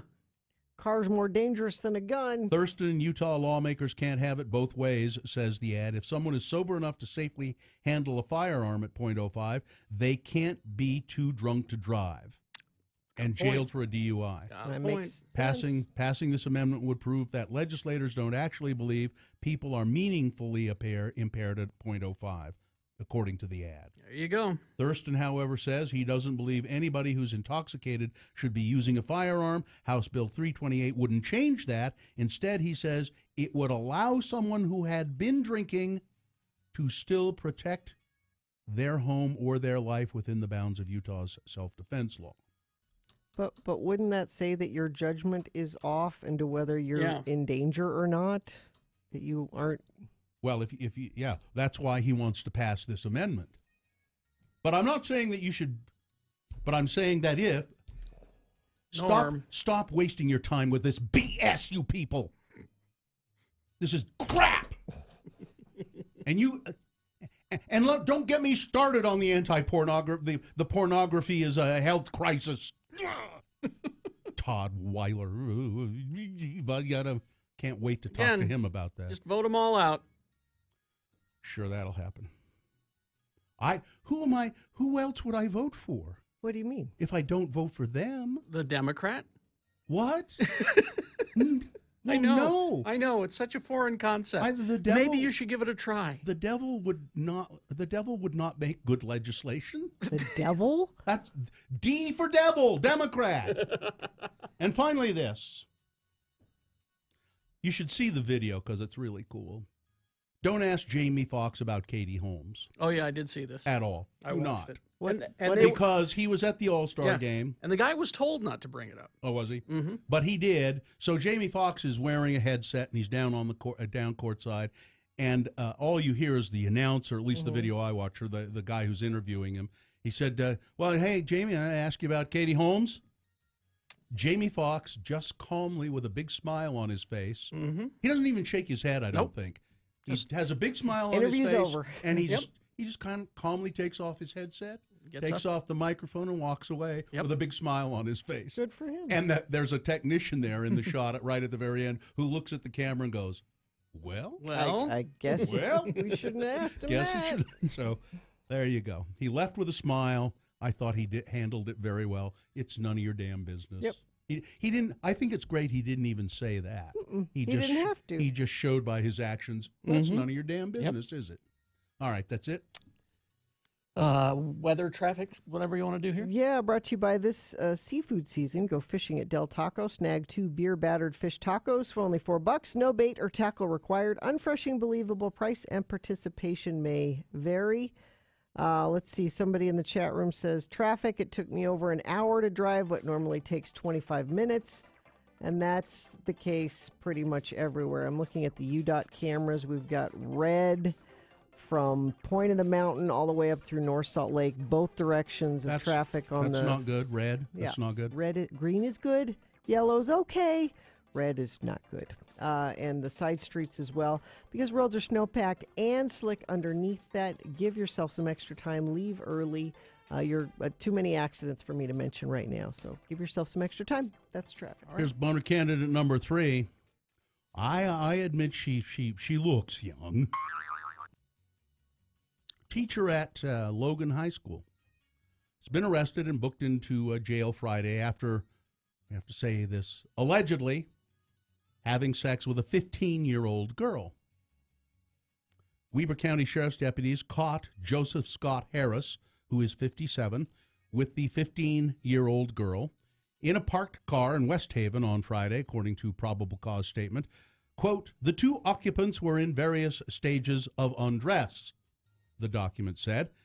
At the sheriff's office, the 15-year-old girl, it says teen here every time, but I'm going to say the 15-year-old girl, told police that she and Mr. Harris had engaged in sex multiple times since early January. In his interview, Mr. Harris, 57-year-old teacher from Logan, said he met the girl online and thought she was 19, but admitted that she looked young. I thought she was 19. I mean, she's told me that, but she looked kind of young. You're 57 and a teacher. He told police that the two had had sex on 3 occasions. So I don't know why we have to say allegedly at the beginning. He told the police that the two had had sex on 3 occasions. Mr. Harris, Teacher Harris, who is 57, was booked into the Weber County Jail on suspicion of, all of that with a minor and so forth. Not formally charged yet. He is on Logan High School's website. Mr. Harris, who is a 57-year-old teacher, is listed as a skilled and technical sciences teacher. Science, where he should, Wow. maybe be Boner able to... candidate number 3. Well, I admit she looks young. All right, let's review the first 2 and vote. Boner candidate number 1. What do you do with that goat, man? A man who's arrested along with an accomplice for feeding a goat cocaine and whiskey, which in my book is a waste of good cocaine and good whiskey, but there you go. And then boner candidate number 2. Listen, I got tired of being tased. A woman apparently repeatedly tased a man who was trying to leave her. I don't want to be in this relationship anymore. And she would tase him, and he would stay. And then boner candidate number 3. Well, I admit she looks young. All right, you got to decide which one of these 3 is the worst. Which one of these 3 deserves to go forward to Boner Fight and get a 50-50 chance of becoming Boner of the Day. If it wins here in round 1, then it goes up against the winner of round 2. Round 2 happens at 8:20. Boner Fight at 9:20. That's when Boner of the Day is decided. So, 1, 2, or 3, you pick. Remember the number of the one that you want to win. Put it in the message of a text. Just 1, 2, or 3. That's all we need. And then text that to our short code 33986. Or you can call. Katie's taking votes in the producer's booth, 877-602-9696. Or go to x96.com and look for the box that says Boner Voting February 20. Vote there. You've only got 3.5 minutes to do it in, though. So let's go. This is round 1 of your Boner Voting.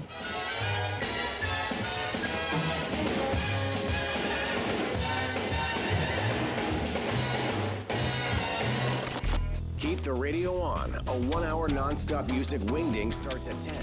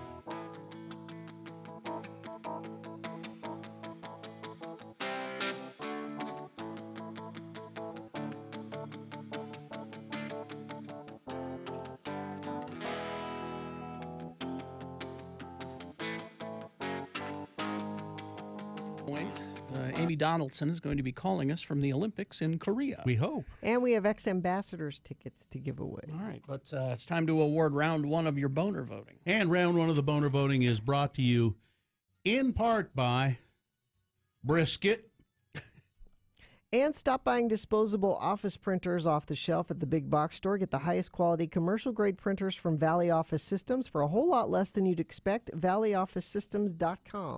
So we had boner candidate number one. What are you doing with that goat, man? This guy in Georgia with an accomplice. I guess they thought it would be funny if we give the goat cocaine and we give the goat whiskey. We'll see what happens. It's not funny. No. Boner candidate number two. I got tired of being tased. It's a man who finally called 911 because he kept trying to leave his 16-year-old lover. A lover he had had for 16 years. And she, to keep him there, kept tasing him. I guess he finally got tired of that. And boner candidate number three, I admit she looks young. The teacher from Logan caught in flagrante with a 15-year-old girl, and he said, well, I thought she was 19. That's what she told me. Now I admit she looks young. That's boner candidate number three. I know we can't see a picture of her because she's underage, I'd love to. but I'd love to Yeah, see. I thought the same thing. How did she? Really? And even 19. You're 57. Yeah, well, 19, I'm not going to say anything. It's their business. But 15, that's why it's a boner candidate. Jonathan won a boner T-shirt from our good friends at XL Automotive Repair. Well, from us, but courtesy of XL. And the winner, boner candidate number 3. I admit she looks young. All right. Probably not much of a surprise there, but there was solid voting for all of the candidates. Oh, good. Very solid. Well, that's the winner of round one. It now goes to Boner Fight. It gets a 50-50 chance of becoming Boner of the Day. It'll go up against the winner of round two. That happens at 8:20. Boner Fight happens at 9:20. And right now, we're going to talk to Amy, and it's brought to you by X Ambassadors. They're coming to the Depot on Friday, May 4th, with special guest Jacob Banks. Tickets are on sale now at all SmithTix locations and SmithTix.com. I'm going to give you a keyword. You can text that to 33986 to win tickets. The keyword is hoping, Hoping, hoping, 33986. All right. And Amy is on the phone. Amy Donaldson, she is in Korea. And I am. Yes, and she's. I know that Amy is really tired of wearing snow pants. That's what I get from your following you on Twitter.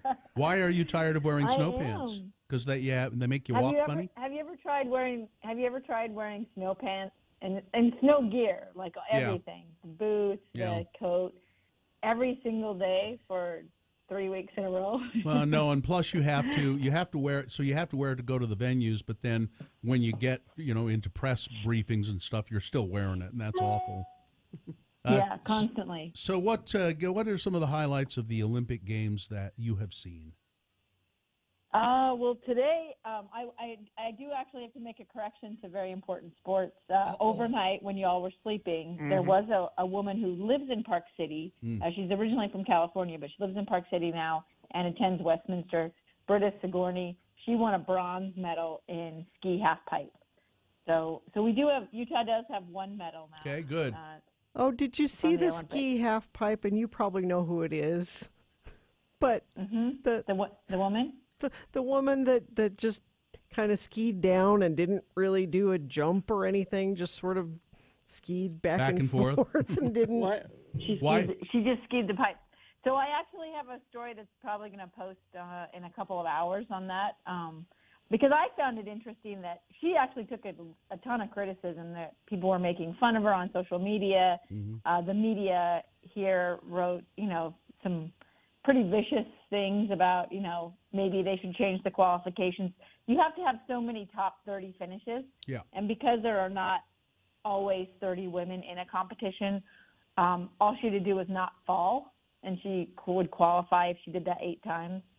And so, but she actually trains in Park City, and I covered a kid today, that story just posted, who's from Orem, trains in Park City, but he competed for Ireland, and he knows her.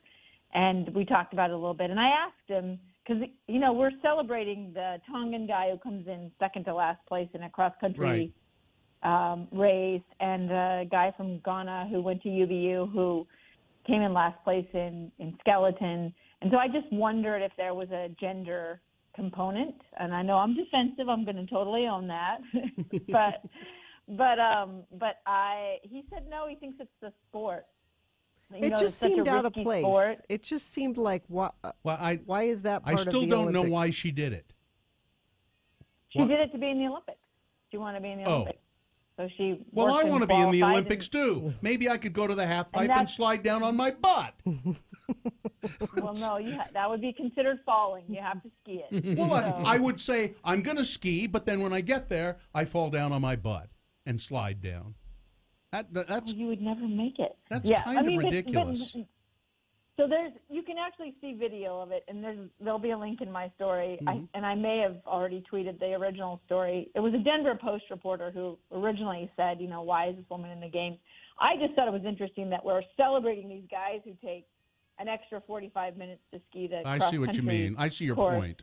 Yeah. Yeah, that's not any more embarrassing, I think, than skiing the half pipe. But the kid from his name is Bubba Newby. He said, people take it really personally in the pipe because it's dangerous. I mean, as you know, Shaun White cut his face open and got 62 stitches. So in these games, he did? I didn't hear that. He did it in the 2 months before the game. Oh, okay. Yeah. So it's a dangerous sport, and every single person who can tell you the horrible injuries they've had. So they just thought they were a little bit more defensive, which made the media, I think, a little more edgy in their coverage of it. Whereas in cross country, the winners stick around and celebrate these guys who just finish the race. I see your point, but so, I don't know. A little different. It is kind of different. I don't know. Different scenario. Anyway, you can read in a couple hours. Yeah, you can read about my thoughts on it. You can read Amy's thoughts on that at the Deseret News, just desnews.com. DeseretNews.com, sorry. So what else? We had, I think the only other Utah to compete tomorrow, it's today for me, tomorrow for you guys. Lindsey Vohn's going to compete in her last race, the downhill, women's downhill. She's already said that because Michaela Schifrin and Ted Ligety are not going to compete in the team event, she's not competing. And I don't think any of the top skiers are going to compete in it. It's going to be interesting. It's a new event, the team event. Mm-hmm. So, but Lindsey will ski Wednesday, and we'll see all the creepy trolls on Twitter will come out because she dared to say she didn't ski for President Trump. So she didn't. She was in a race. Was the Super G or something, and she didn't medal. Which no, she didn't. But she has often done well in that event, right? And she's done well. And that's when the trolls came out and said, "Well, see, you didn't. You said you're not going to ski for President Trump. Well, you got what you deserved." Nah, nah, nah, nah, nah. And she handled all of that with quite a bit of grace, I thought. She absolutely did, and they actually said pretty terrible things to her. We wish you would get hurt. We wish you'd crash, stuff like that. So, they were. And then there were, and in that case, some columnists came to her defense and said it's equally un-American to cheer against an American athlete when they're competing for the country. But she just basically said, "Look, I'm not going to look at social media till it's over, and I stand by what I said. I'm representing the people of my country, but I have political differences with the president. So, love her or hate her, she's standing by what she said, and she's not being told to shut up and ski. That was we haven't talked really. Your husband brought that up in Very Important Sports, but that was pretty. That Laura Ingraham, that was not the only thing she said about LeBron James. She said, shut up and dribble, but she said they should shut up and dribble. They meaning all of those, NBA players of a certain color. Yeah. Well, which is a fascinating thing, and we have this debate constantly in sports. But I would argue that that's exactly what the Olympics are. All of these people I interviewed for this story on this woman who just skied down the pipe. Mm-hmm. The reason they want to be here is because they want to call attention to a greater, cause or purpose. They want, to encourage people to follow their dreams, or they want to champion a cause. The Olympic ideal. And those have something to do with, humanitarian type efforts. And a lot of times those are political efforts because politics is how we rule our lives, Yeah. And so I just find it stunning that people like that can keep a job in broadcast. That you can say things like that. Well, over and over. Laura Ingraham works for Fox. They encourage that. Ms. over there. Ingram makes a ton of money too. Yeah, and the other thing is that these athletes, I would just ask you if you have this problem with them. Are these athletes Americans? Well, then yes, they can have opinions. Sure. So, Yeah. Absolutely. And I encourage it because I think that if you are famous, then you should champion some cause. You should speak for people who can't, and who are being mistreated. I encourage that. So I don't ever have any problem with it. I think people just have a problem when they disagree with them. That's it. That's Because exactly it. They certainly have no trouble with a conservative athlete saying, here's my cause that I'm going to champion. And so I just think it depends on, the situation, and people get a little nervous about it. But if there's any place that it is relevant, it's at the Olympics. Yeah. All right. Amy, take your snow pants off and go to bed. I am definitely not in my snow pants right now. All right. I thought I could hear you. I could hear you thinking. Now, what should I say about what I'm wearing right now? I'm glad you just left it. You just left it at that. Terry, I just wanted to know if you got your picture. Did you get your picture? I that did. I had send you? I did. Okay. I just wanted you to see it. You can share it with Gene and Bill. He sent it to me over the weekend. What? Oh, pictures of those statues. What? The penis statues. Oh! You got up close and personal with them? Yeah, apparently it's. I've learned it's a very long, detailed story, and It they sure like is. to pay homage. Yeah. They like to pay homage to that. All right. You won't be reading about that in the Deseret News, I don't think. No. All right, Amy. Nor on my Twitter feed. Talk to you later. At AD on Sports. Good night. Good night. Traffic is terrible. Big accident southbound I-215 West Side Belt on the bridge over California Avenue. Stay to the right. That comes from a friend of the program. Crash northbound I-15 near 39th South exit. Cars are partially blocking the left lane and shoulder. Slide off I-215 freeway approaching 700 North, right shoulder blocked. It's just a mess pretty much from Point of the Mountain till North Salt Lake. Even Utah County is having some issues with slick roads, snow-packed roads. Give yourself some extra time this morning. That's traffic. All right, thank you very much. Bill Frost will be here talking TV after this. Feeling kind of hungry. I'd like a Subway sandwich right about now. Every once in a while I get a craving, Yeah. You should do this. Utah Subway restaurants are celebrating the Utah Jazz with the starting 5 fresh value meal. So you pick a sub, say like the oven roasted chicken, Yes. and then you add your choice of veggies. Yeah, just green peppers and onions. And then you get chips and a drink. I like the sun chips they have there. So, And so when you go into the store and get that, Yeah. this February and March, customers and fans can come try one of these, and you can enter to win a VIP suite experience with the Jazz. Now, that's happening March 30th, brought to you by the Utah Jazz. You and 3 of your friends, whole bunch of prizes and food, and it's a big party in the suite. You'll love it. 5 winners, go into Subway, find out how to enter. Now, there's no purchase necessary, but you're there. You may as well get some lunch. Get a sandwich. Starting 5.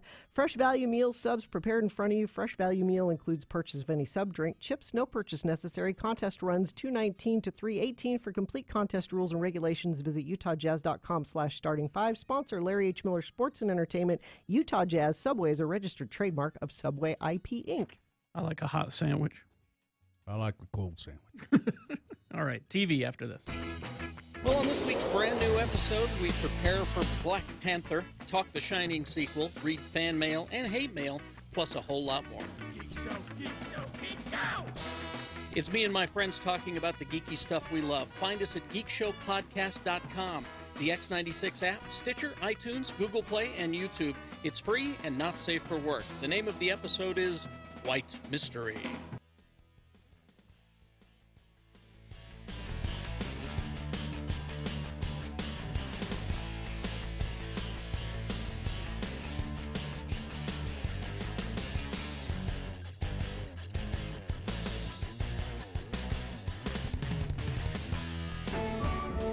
I'm a man. I'm a full-grown man. I'm a man. I'm a rolling stone. I'm a man. And now, here are Carrie and Bill with another episode of Things Men Would Never Say. I made it through the kept myself respected. I made it through the rain. God, I just love Barry Manilow. Yeah. He is one heavy dude. Sing me a little bit more of that, would you, Carrie? I can't. I'm starting to mist up, and it's too hard to drive when you're all teary. Yeah. Where the hell are we anyway? I mean, you said you knew where the bookstore was. We're going to be late for the Terry Tempest Williams in-store book signing. Well, I thought I knew, but I guess we're lost. Yeah. We're just going to have to pull over and ask for directions. Oh, by the way, how was your date last night? No, fine, I guess. The spaghetti factory was good, as usual, but when we got back to her place, all she wanted was sex, sex, sex. I mean, I get so flippin' tired of that. Why can't some women realize that it's possible to be friends without having sex get in the way? Well, I wouldn't have thought that she would be like that. I mean, she seems like one of the sensitive types. Well, you like her, don't you? Well, yeah, I like her, but just not in that way. I mean, she seems like one of the sensitive types, you're right, but she doesn't really excite me sexually. I mean, for one thing, her breasts are just too darn big. Well, I didn't want to say anything, but I know what you mean. What's your ideal woman look like? Oh, that's really easy. That chick on Murder, She Wrote. Angela Lansbury? Yeah. Just thinking about her, and I'm pitching a tent. Yeah. Hey, pull over here at this 7-Eleven, will you? And I'll ask for directions to the bookstore. Ah, dang, it's raining out. Have you got a rain hat that I can borrow? Well, I couldn't find mine when I left the house, and so I just put this bread sack over my head. All right, well, give me that then. It's going to look pretty silly, but I didn't spend 3 hours and $50 at the salon to have this hair ruined in the rain. Okay, careful, don't slip. I made it through the rain. I kept my point of view. Join Carrie and Bill again soon for more of the things men would never say here on X96. I'm a man. I'm a full-grown man. I'm a man. I'm a rolling stone.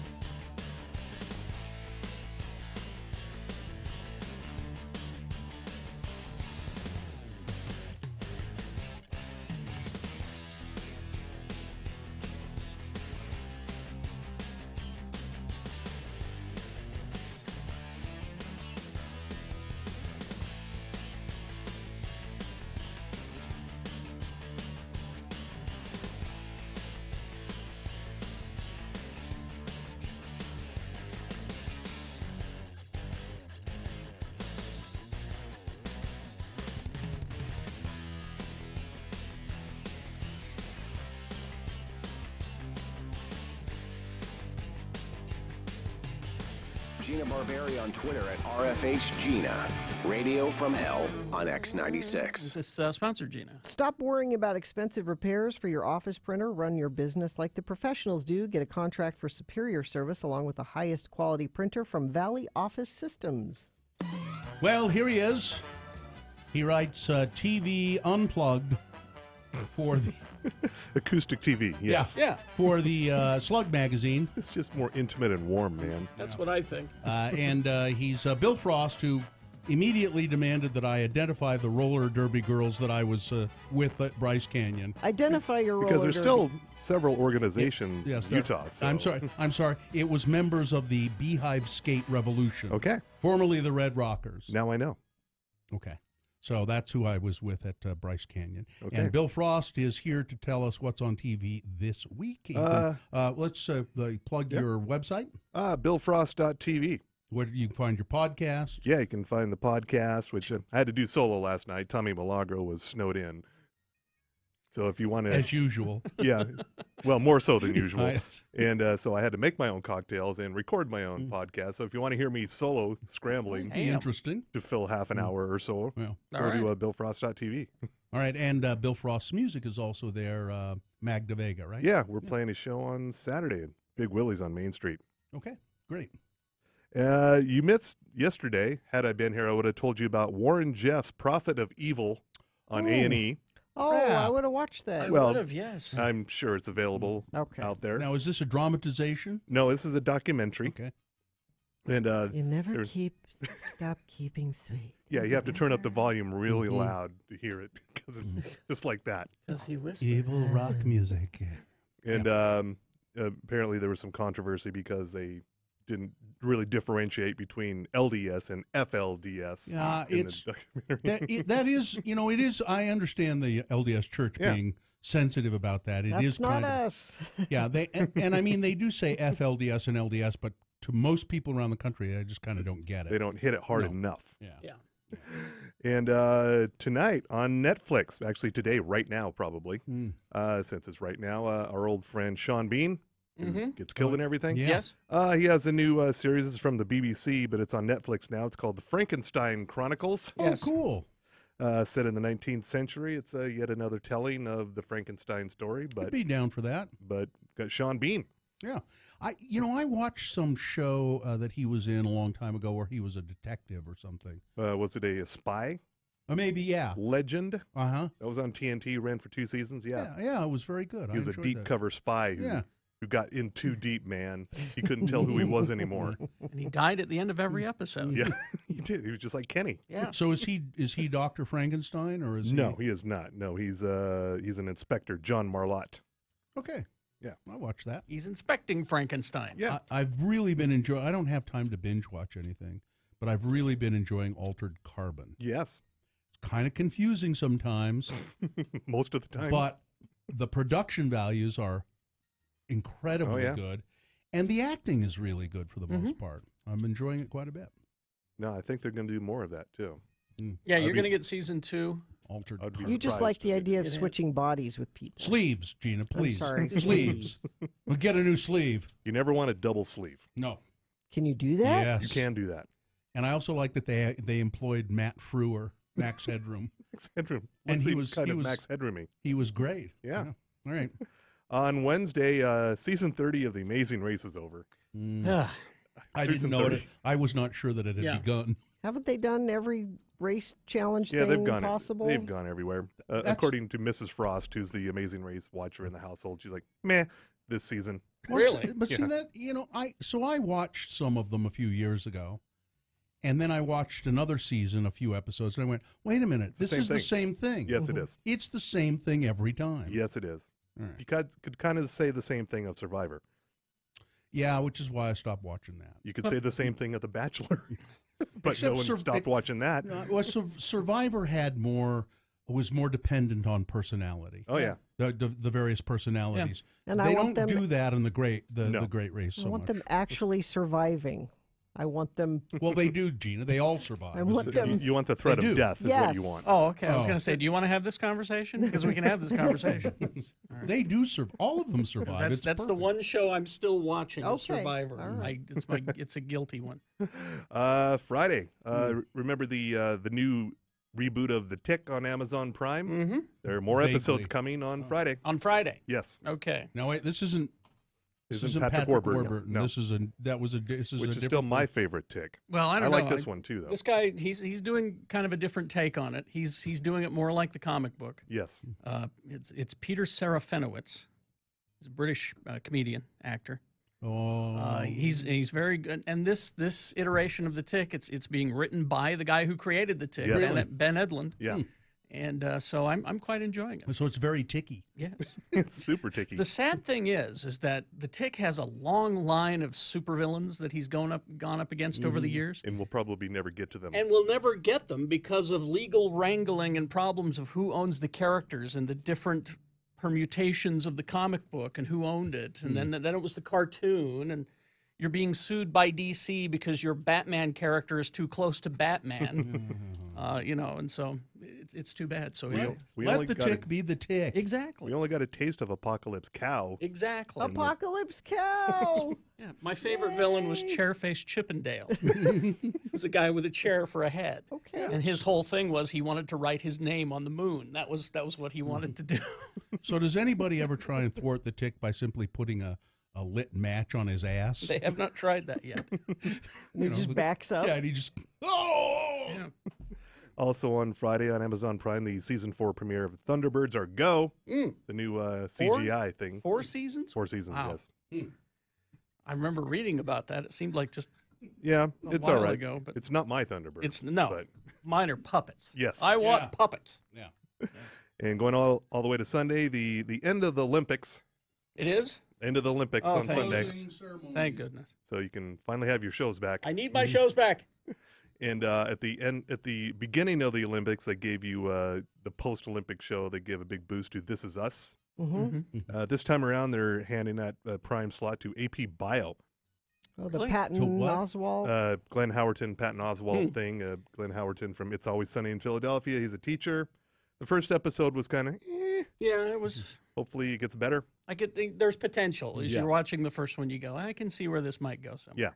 Yeah. Unfortunately, my son, little Bill, has discovered It's Always Sunny in Philadelphia. Unfortunately? Say unfortunately. And he has started from season 1, and he watches them constantly. And Danny DeVito has become his idol. And Oh, no. this is really not good. I'm in the minority. I don't like it. I don't like it either. I tried. I went to season 1 about a couple of years ago, and So when you say he's his idol, you mean he's just being nasty? Being nasty? Isn't Danny DeVito in Yes. that? Yeah, he's just... Well, everyone is. yeah, They're all they're all horrible. horrible. But I he's never watched it, so... But Frank is particularly awful. And also on Sunday, the big ones, Walking Dead Season 8 winter premiere. Get to find out what happened to Coral. Oh wait, You remember Carl was in Yeah. peril. what happened to? Was Fear the Walking Dead on? No. Fear the No. Walking Dead, that'll be Oh, later. okay. That'll be So later they- this year. They alternate. Yeah. We know what happened to Carl. Stop. But You'd have to be a moron to not know what happened to Carl. But the real Dead show, in my opinion, Ash vs. Evil Dead. Yay. Season 3 premiere on Stars on Sunday. It's my son is also very into that show, and he's excited for the. I like it, but I'm sort of in and out with it. I'll watch a few here and there. It's the Dead show that I thought it was great that Lee Majors was his dad. Yeah. That was Lucy perfect Lawless choice. is she's not back. She's still right? there. Oh, She's she still- is back. yeah. in a different capacity. Yeah. I thought because I asked my son about that, and he said, "No, I don't think so, because she died last week." Well, she's Well, back. Well, you You can know, die it is on that Evil show. Dead. It is. Mhm. yeah. So there you go. Yeah, and that is your week there. That is the week. Yeah. John Oliver, if you haven't, Yeah. He's back. he's back. I just watched his first show this last week tonight, and great as always. John Oliver is terrific. Watch him on HBO. Excellent. All right. Thank you very much, Bill Frost.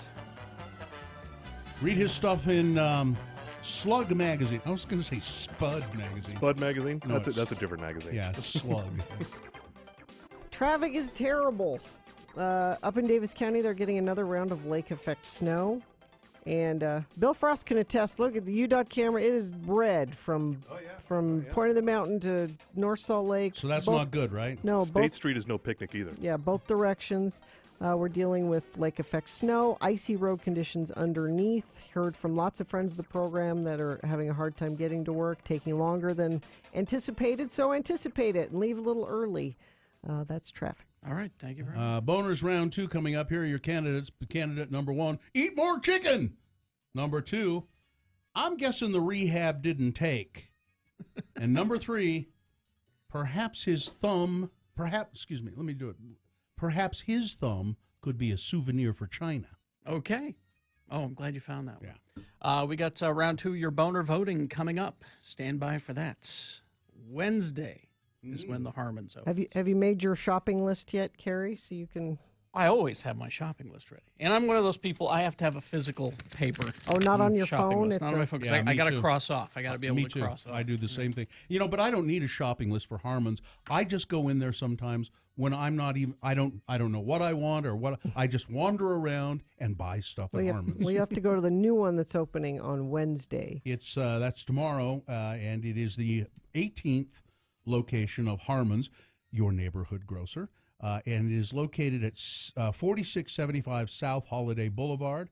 It's Harmon's Holiday Market, and it's got all the stuff that you expect from Harmon's. You know, even some of their older stores. Remember, they remodeled them, some of their older stores, and now they have that great center place where all the cheeses and meats are. They have fresh deli salads prepared fresh every day, and they put in all kinds of great ovens and things so they can do fresh artisan bread at all Harmon's locations. But check out the grand opening. I'll bet there'll be special fun things that are going to go on. 4675 South Holiday Boulevard. This is very important. X96 is your home for non-stop music. We give you a 1-hour non-stop music wingding 3 times a day. Nobody around here has been eating lead paint chips. One of the things I love about Valley Office Systems is they're a joy to work with. Honestly, we are a 24-hour business. We rarely have an issue, but when we do, we let them know, and they're out here just as quickly as possible. Honestly, their service is second to none.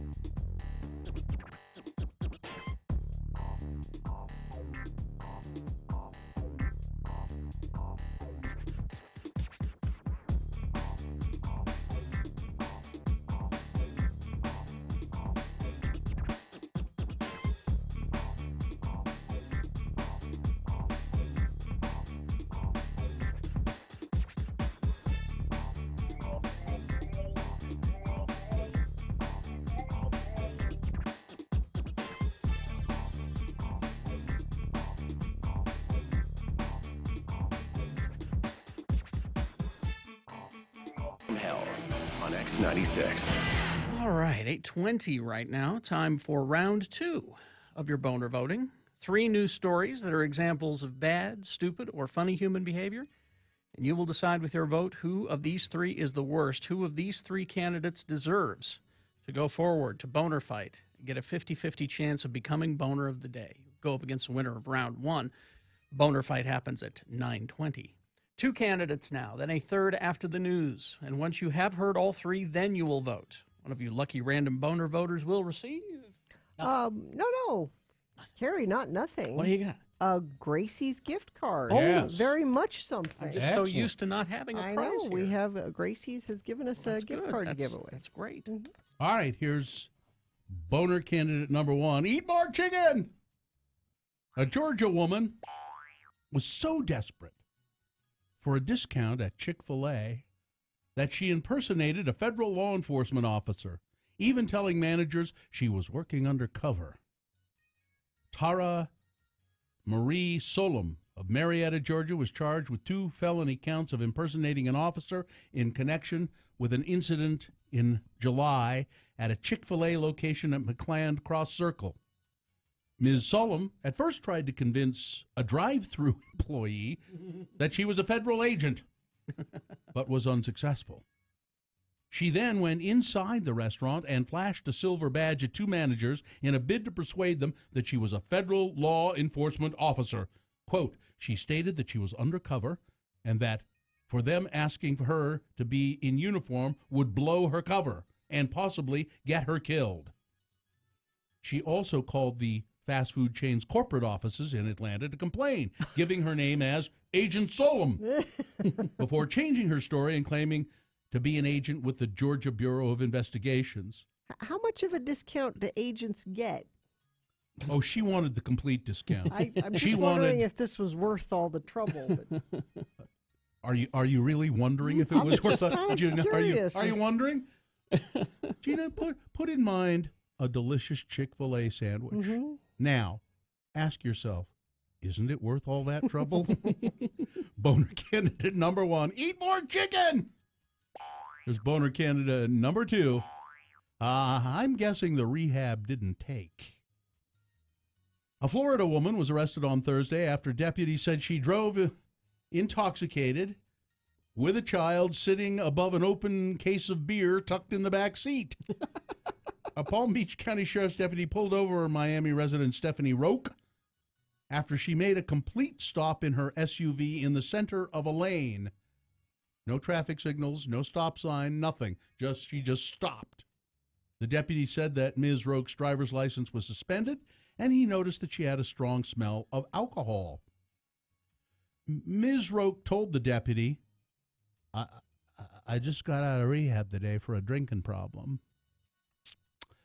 According to the report, the deputy found a child in the back seat of the car, an open 12-pack of beer sitting underneath the child's feet. Oh, geez. Only 9 of the 12 beers were in the case. Ms. Roque failed roadside sobriety test. She was celebrating getting out of rehab. She was saying to her little kid, Mommy's going to sell a boner. That's sad. Boner candidate number 2. I'm guessing the rehab just didn't take. Coming up in a moment, boner candidate number 3. Perhaps his thumb could be a souvenir for China. Boner candidate number 3 for round 2. Coming up after this, Big Boy News and Opinioendo, brought to you by Haster Games has the best selection of the latest board games, Magic the Gathering, Dungeons & Dragons, and more. It's a great place to stay and play. Remember, Haster has it, 6831 South State, and online at hastergames.com. All right, Gina. What? I know these are the only kinds of stories that draw your attention away from the troubles that we experienced today. Get the mystery music ready, Carrie. All right. This is how a classic murder mystery story begins. Okay. Law enforcement officials in Arkansas are investigating after the bodies of newborn twins were reportedly recovered in a suitcase by a hunter. By a hunter? Is that a clue? Well, so they were in the forest. It's a minor character. Oh, they were in the forest. Yeah, but I'm sure it's a minor. Okay. Yeah, that's a good clue. It was in the forest. The infants were found in a purple suitcase in a ditch near County Road 602 in Wynne, Georgia. Officials said that the infants in the suitcase appeared to be twins. The Arkansas State Crime Lab expects the autopsies to be complete soon. You know, it's always kind of something, it's always something being dumped in a ditch, said Clyde Collins, whoever that is. To think something like that had happened was kind of strange. That's a funny way to put that. He's the hunter. Yeah. Mr. Collins told Fox 16 that he heard a rabbit hunter discover this. No, it's not him. He heard that a rabbit hunter. Who is this guy they're quoting? It doesn't say. It's weird. But he heard that a rabbit hunter had discovered the suitcase. I've heard of a lot of things, but I've never heard of nobody killing babies and putting them in a suitcase, Mr. Collins said. I believe this is a man who lives in the neighborhood. Because now they say Shantia Wallace, who lives near the area as well, said when she heard the news, she was shaken up and in tears. But that's all we have. Wasn't there a luggage tag? No. Now that would be helpful. What'd be helpful is if a luggage tag just said the person's name and address, put if lost, return. One of those kind that you put a business card in. You just put their business card in there. So I don't make things like this a boner candidate, even though you think to yourself, "Oh my God, really?" A White House source. Well, this could have been a boner candidate. You know what I'm going to do here? Mm-hmm. Told the Washington Post. I know it could have been, but I know. I just want to. I'm sort of going in the route of let's make the boner candidates just not White House dumbasses specific. And sometimes silly and not anything to do with the Trump administration. A White House source told the Washington Post that last week's mass shooting at a Florida high school, which left 17 people dead, offered kind of a reprieve from the chaos facing the administration of President Donald Trump. The shooting came at a time when the White House was on the defensive after the latest indictments in the Russian investigation and new reports accusing Trump of having an affair with a former Playboy model, Karen McDougal, as well as porn star Stormy Daniels, and other odd developments. Quote, "For everyone, it was a distraction or a reprieve," said the unnamed official. A lot of people here felt it was a reprieve from 7 or 8 days of just getting pummeled. The source, who was not named, compared the Florida shooting aftermath to that of the Las Vegas massacre last year, in which 58 people were killed and close to 500 others injured. Quote, "But as we all know, sadly, when the coverage dies down a little bit, we'll be back through the chaos," the official was quoted as saying. So congratulations on that endorsement, Mitt Romney. Yeah. Donald Trump has endorsed Mitt Romney in his run for the Senate. I would have respected him more if he'd either said thanks but no thanks, or at the very least just ignored it. But he didn't. No. He said, "Thank you, Mr. President, for the endorsement, and I hope that the people of Utah will vote for me." Okay. The family who took in again, I don't know why we have to say alleged, but the alleged shooter in the Florida massacre, the family who was housing him, Nicholas Cruz, say that they didn't realize that he had a key to the gun safe that it was holding his firearms. Before he moved in, one of the stipulations was he had to get a gun safe. We knew he had guns, but we said if you're going to live with us, because he'd lost his parents, and these were the parents of a friend. If you're going to live with us, you have to lock those guns up, and we have to have the key. I thought I had the only key, said the mother, I think. Her 17-year-old son went to school with Mr. Cruz and was on campus when the night. So his friend was on campus when Cruz went to shoot up the place, allegedly, with an AR-15 last week, killing 17. Said their house guests had only twice had asked to access the safe. They also said, Snead and his wife Kimberly said that they were fine with him having guns if he followed the rules. They also said that he seemed okay to them. He'd been through a lot, but when he was living with us, we thought he was fine. He'd only been there a very short time. I guess all we can do is take their word for that. Utah students are planning a march against guns. After each mass shooting, I feel so discouraged, said a West High School senior, because it seems like nothing is ever going to be different. But in the aftermath of last week's massacre at the school, the student said she has felt more optimistic because students seem to really be speaking out now. I have too. I'm sure we've all seen the speeches Yeah. from the students, impassioned and articulate and mobilized. It's going to be a March for Our Lives event. Organizers of a women's march are calling for a national school walkout on March 14th, and groups have suggested an additional walkout on April 20th, which is the anniversary of Columbine, the 1999 school shooting in Colorado where 13 were killed. My wife mentioned to me that somebody she had read or tweeted the other day, and it is interesting, there's not been, as far as I know, a woman, a girl, who's ever done this. It's always a boy with a gun who goes and shoots up a school. There was a girl in California a month or so ago, took a gun to school and shot a couple of people. I don't think anybody died, and she said it was an accident. She didn't.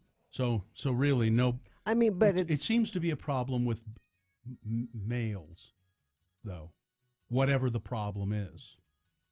It's just kind of odd to think about. Let's see. Orrin Hatch has apologized. Yes. And I think sincerely to the two wives, the two ex-wives of Mr. Porter, who claim and who this everyone. is the White House secretary that. Listen, my PR department told me I had to sincerely apologize, and I am sincere. I think he probably is sorry that he overreacted to all of it, but he sent each one of the two women, Mr. Porter's ex-wives, sent each one of them an apology. It was some of it handwritten, and I forget which one of them, but one of the wives said it seemed to be quite sincere to me, and I forgive Mr. Hatch for his previous comments. He does seem to be sincere. Well, I also included a gift card from Denny's, yes, along with the apology. It is possible that guy, Porter, could have worked in Hatch's office all that time, and nobody there knew. Because he was efficient, he was good, he did his job, and he was a different person when he was at work. But because of him, it's now eyes upon the security clearance situation in the White House. There's an awful lot of people there without security clearance. Yeah. If you want to cheer up, yes, maybe I'll retweet this. I'll figure out a way to retweet. Have you seen this little video of Leslie Jones, Tara Lipinski, and Johnny Weir at the Olympics dancing? It's just fabulous. They are terrific. Leslie Jones in the middle with Johnny Weir on one side and Tara Lipinski on the other.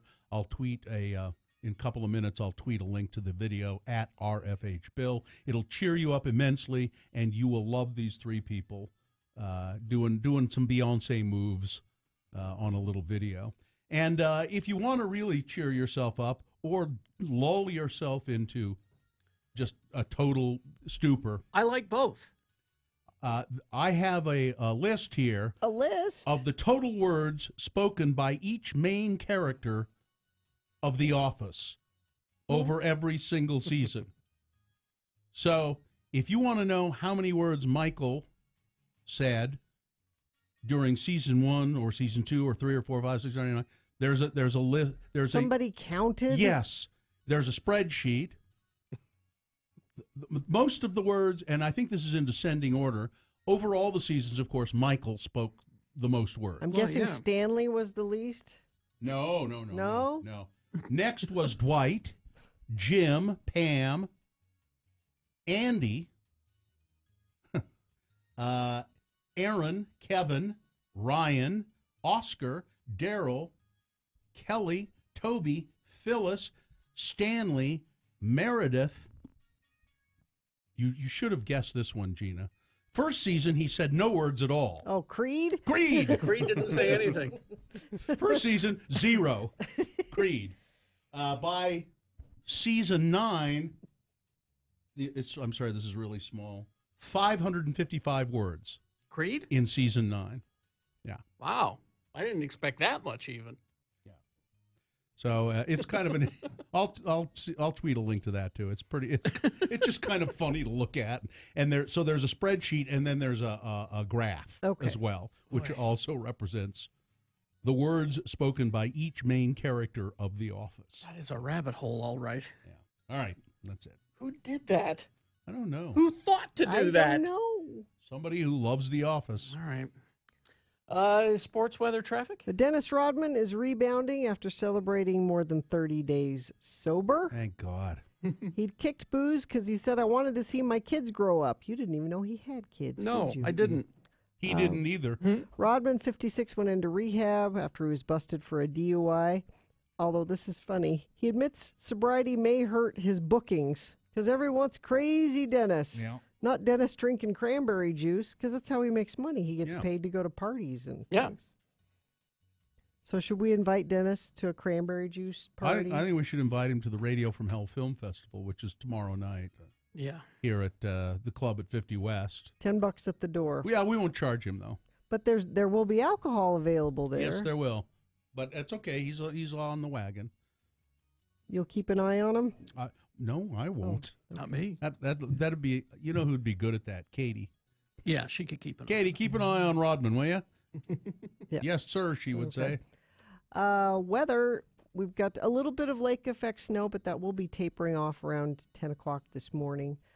31 for a high, but still having residual issues traffic-wise. Congestion southbound 15 between 13th to 33rd south. Trax arms are stuck in the down position at the crossing of 39th South 2nd West. Traffic backing in both directions due to that. Lake effect snow in Davis County making things even slower. And the UDOT cameras are still showing red, which means very, very slow. Could be more than 15-minute delays if you're headed either north or southbound I-15 through the Salt Lake Valley. And many side streets are having issues as well. That's traffic. All right, here's boner candidate number 3. And I could have called this one a thumb for a thumb, but perhaps his thumb should be a souvenir for China.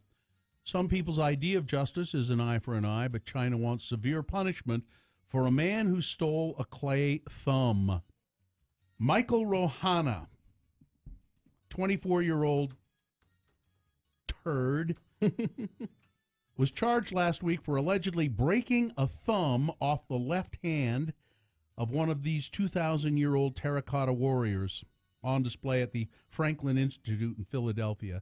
The incident is said to have occurred in December while he attended the museum's ugly Christmas sweater party. The FBI said Mr. Rohana snuck away from the party, used a cellular phone as a flashlight to look at the exhibits that were displayed in a closed-off showroom. At one point, and this is all caught on surveillance video, at one point he stepped up onto the platform supporting one of the statues on display, took a selfie, and then security cameras show Mr. Rohana putting his hand on the left hand of the statue, and apparently he broke off the thumb of the statue and put it in his pocket. He said he wanted a souvenir. Ugh. Because that's what 24-year-old asshats do. Boner candidate number 3, perhaps his thumb could be a souvenir for China. But the Chinese are quite serious, though. So this statue's on loan, and they're furious, and they say, you can't just give him a slap on the wrist, if you will. We want him here. And and I think maybe Americans should just say, look, we're going to fine you, but we're going to also send you to China and let you face justice there. Wow. All right. Let's review the first 2 and vote. We had boner candidate number 1, eat more chicken. So a woman trying to convince people at a Chick-fil-A restaurant that she's some sort of undercover agent because she wanted to get free or deeply discounted Chick-fil-A sandwiches. I kind of sympathize with her. They're delicious. Boner candidate number 2. I'm guessing the rehab didn't take. A Florida woman just out of rehab had an open 12-pack of beer and a child in her car when she was stopped for DUI. She'd just been out of rehab for drinking. And boner candidate number 3, perhaps his thumb should be a souvenir. All right, it's time to vote. Let's go. You got to decide which one of these 3 is the worst and therefore most deserving, more qualified to go forward to Boner Fight and get a 50-50 chance of becoming Boner of the Day. It'll go up against the winner of round 1, and Boner Fight happens at 9:20. That's when Boner of the Day is decided. So, 1, 2, or 3. Put the candidate number in the message of a text. Text that to 33986. Easy. You can call 877-602-9696. Use your voice to vote. Or go to x96.com and look for the box that says Boner Voting February 20th and vote there. But you've got less than 300 seconds to do it, so let's go. It's round 2. Want music?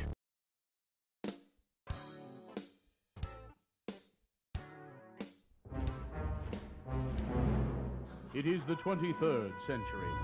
Humans have left the lowly confines of planet Earth and have sought their destiny among the stars. While many things have changed, one constant remains: the need for young men to venture forth and do the work of the Lord.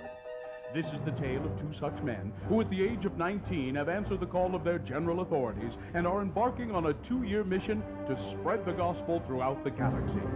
This is the story of Space Elders. Today we find our elders roaming a desolate, uncharted, dark, smelly planet, looking for someone or something to convert. It is sometime between breakfast and lunch. Oh, man, I don't feel so well. I warned you against eating eggs you found in the middle of nowhere on a planet that isn't even on the map. But I was hungry. Besides, they were tasty. Well, if you don't feel well now, you have no one to blame but yourself. Come on, we're falling behind schedule. How can we have a schedule on a planet with nothing on it? We won't know if this planet is uninhabited until we explore some more of it. Come on, let's go. What the flip? Lehigh, help! Ew! George, it looks like your breakfast isn't setting well with you. What the heck is that? Looks like the planet is inhabited after all. Get it off me! Stand back. I'll take care of it. Oh, hi, ma'am. Who are you? And why in heaven's name are you pointing what appears to be a flamethrower at my companion? Name's Ripley. Lieutenant Ripley, and I'm about to torch that little critter before it gets a chance to make a run for it. Hi, my name is Newt. Well, it's nice to meet you both. I'm Elder Christiansen, and this is Elder Jensen. Hi. We represent the Church of Jesus Christ of Latter-day Saints. You know, the Mormons. We were wondering if you'd ever heard of our church, and if so, if you'd like to learn more. Enough with the chit-chat. I need to kill that monster before it grows any bigger and has a chance to fight back. Now, Lehigh, wasn't it? If you would just stand back a bit so I can get a clear shot at your friend's chest. What? I will do no such thing. All that little critter has done is ruined a perfectly good suit for Mr. Mack, and as long as there's a chance in heck of converting either it or its mother, we would prefer that you leave it be. Do what you have to do. God knows I will. Look out, Butch! Burn, you bastard, burn! Sorry, I meant the alien thing, not your companion. Butch? You okay? Butch, speak to me! Is this the end of Butch? Will Lehigh take a shot at converting the alien queen despite the char-broiling of one of her offspring by Lieutenant Ripley? Will Newt get to say anything else in this episode? Tune in next time to hear... Say, Lehigh, you know, these things aren't half bad cooked, you know. Hey, has anybody got any Tabasco sauce? In the next titty-twisting episode of Space Elders!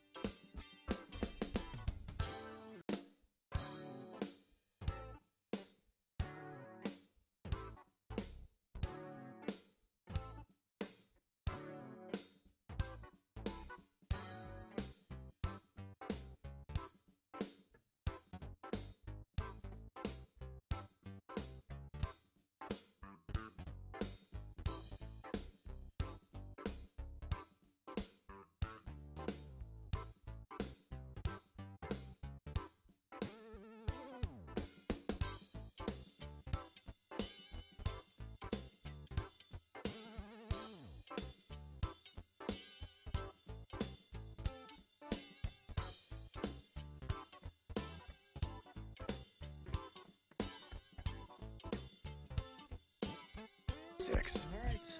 Time to award round 2 of your boner voting. And round 2 of the boner voting is brought to you in part by salad. You seem iffy about the sure? salad. Are you sure it was a salad? It was a bagged salad from Costco, which that's good, but yeah, you know. And Gracie's, Cheating. it's Tuesday. That means it's time for Gracie's Tuesday Night Bluegrass Jam with host Pixie and the Partygrass Boys. Plays 7 p.m. to 10 p.m. Open the stage for local musicians who wish to sit in with the band at Gracie's. And you want to have food at Gracie's. There's no cheating there. No. No, that's solid stuff. So we had boner candidate number 1, eat more chicken.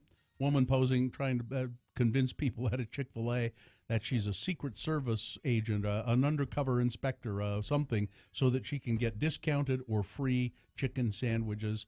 I think everybody agreed that why they couldn't blame her. There were not very many votes for that. Then there was boner candidate number 2. I'm guessing the rehab didn't take. It's a woman who told the police she had just been released from rehab for drinking, and she was caught in her car with she was weaving around, and so they stopped her. Just a young boy in the back seat of the car and a 12-pack of beer, most of which had been drunk. And then boner candidate number 3, well, perhaps his thumb could be a souvenir for China. It's a guy who broke off a thumb off of one of those great terracotta warriors on loan from China at a museum, I think, in Philadelphia. And he sneaked into the exhibit during a party and broke off the thumb. I want it for a souvenir. David won a gift card to Gracie's. And the winner, boner candidate number 3, perhaps his thumb could be a souvenir for China. All right, there you go. That's the winner of round 2. It will now face off against the winner of round 1. In Boner Fight, it may be Boner of the Day. You will decide at 9:20. That's when Boner Fight happens. All right, is this sponsored? Yes, as always, Carrie, brought to you by Cabin Fever. Cabin Fever located in the heart of Trolley Square, 5th South, 7th East. From lava lamps to rubber duckies, Cabin Fever, so much more than a card store. There is a brand new episode of GeekShowPodcast.com. It's available now. The name of the episode is Hey Auntie. Okay. You'll have to. All right. You'll have to have seen Black Panther to understand that reference. I need to catch up. And we do, in fact, give a spoiler-free review. It's less of a review and more of a gushing. Well, it's about Black Panther. People all over the country are just... All over the world. Well, didn't it break some records? Yes. It's just amazing. Records, they estimated that it would do like $200 million for the 3-day weekend. And projected then 235 million plus, but it's more than that. I mean, I got it. It says here globally, $387 million. Just in one weekend. In one weekend, it's just breaking records left and right. People often, it says here other records broken include that of the biggest opening for an African American director. The top-scoring superhero film on Rotten Tomatoes. It's the best reviewed, 97%. Out of your Ironmans and your Avengers and your... The biggest February debut. It beat the previous champ, Deadpool, which surprised everyone and took in $152.2 million over the 4-day President's Day weekend. Just astounding. It's breaking records left and right, and people have asked me, is it Marvel's best? And I always say the same thing. They're all so different. I can't pick a favorite. They're like children. But Kevin Feige has picked a favorite. He thinks that Black Panther is the best movie that they've made. Oh. And he's the Marvel Studios guy. So was this an IMAX thing that you got to see it there? Or yes. Can you, okay. Definitely see it in IMAX because the cinematography and the city, and the cities in Wakanda and the countryside is just amazing. Okay. My wife is really excited to see it, and for any number. But she said mostly the art direction. Oh, she said I've been looking at the costumes and reading about the art direction. And she said it just seems amazing. Do a deep dive on the costumes, just the costumes alone. Do a deep dive on that, and you'll see where they borrow from different tribes and they were heavily researched. Oh, heavily researched. These people were taking this movie very seriously, and it shows. It's all up on screen. It's just amazing. I think it's just terrific. But, of course, there are some people who just can't let it happen. They can't just let a movie be... Now what? What's the problem? Well, it's, it's the problem that I was being sarcastic about when Sean Means reviewed it. Mm-hmm. But there are people who really think that. I thought you were being painfully sarcastic. I did too. You were. I think that was someone looking to get angry at something. But some very disturbed Twitter trolls posted fake claims that they were assaulted Thursday and Friday night by African-American moviegoers for being white and trying to see Black Panther. Not even a little bit true. They posted photos of these fake claims, and the pictures were either from makeup tests or victims from other assaults. And luckily, there were some smart Twitter people out there going, no, you got this picture from this. This did not happen. And you know who they have traced a lot of this back to? Russian bots. Yeah. Really? Russians. Exactly. It is in their best interest to continue to create discord. I mean, the Hollywood Reporter talked to L.A. police, and they said, we've got zero calls. There's nothing happening. James Gunn, one of my heroes, spoke out against the fake claims. The racists are out and rearing their ugly heads with lots of fake tweets about violence at Black Panther screenings. In truth, people from all walks of life have been enjoying the film together this weekend. Don't let this BS scare you away. Yeah, I'll find that, but it's apparently... And that some of it is legit racists, and some of it is the Russian bots are going, aha, look what we can do here. Yeah. But there is some good things happening at Black Panther screenings. It is the hashtag is Wakanda the Vote. It's a program from the Electoral Justice Project, an arm of the Movement for Black Lives organization that aims to fight for the rights of Black Americans, and now the EJP is using the opportunity presented by Black Panther to register voters. Oh, okay. It says, this weekend we wanted to meet our people in Wakanda. We know that for some it's a superhero movie, but we know that the world we deserve is still waiting to be built. So Wakanda state of mind. And we want to build it. This upcoming spring and November, 2018 midterm elections are an important step in building that new world.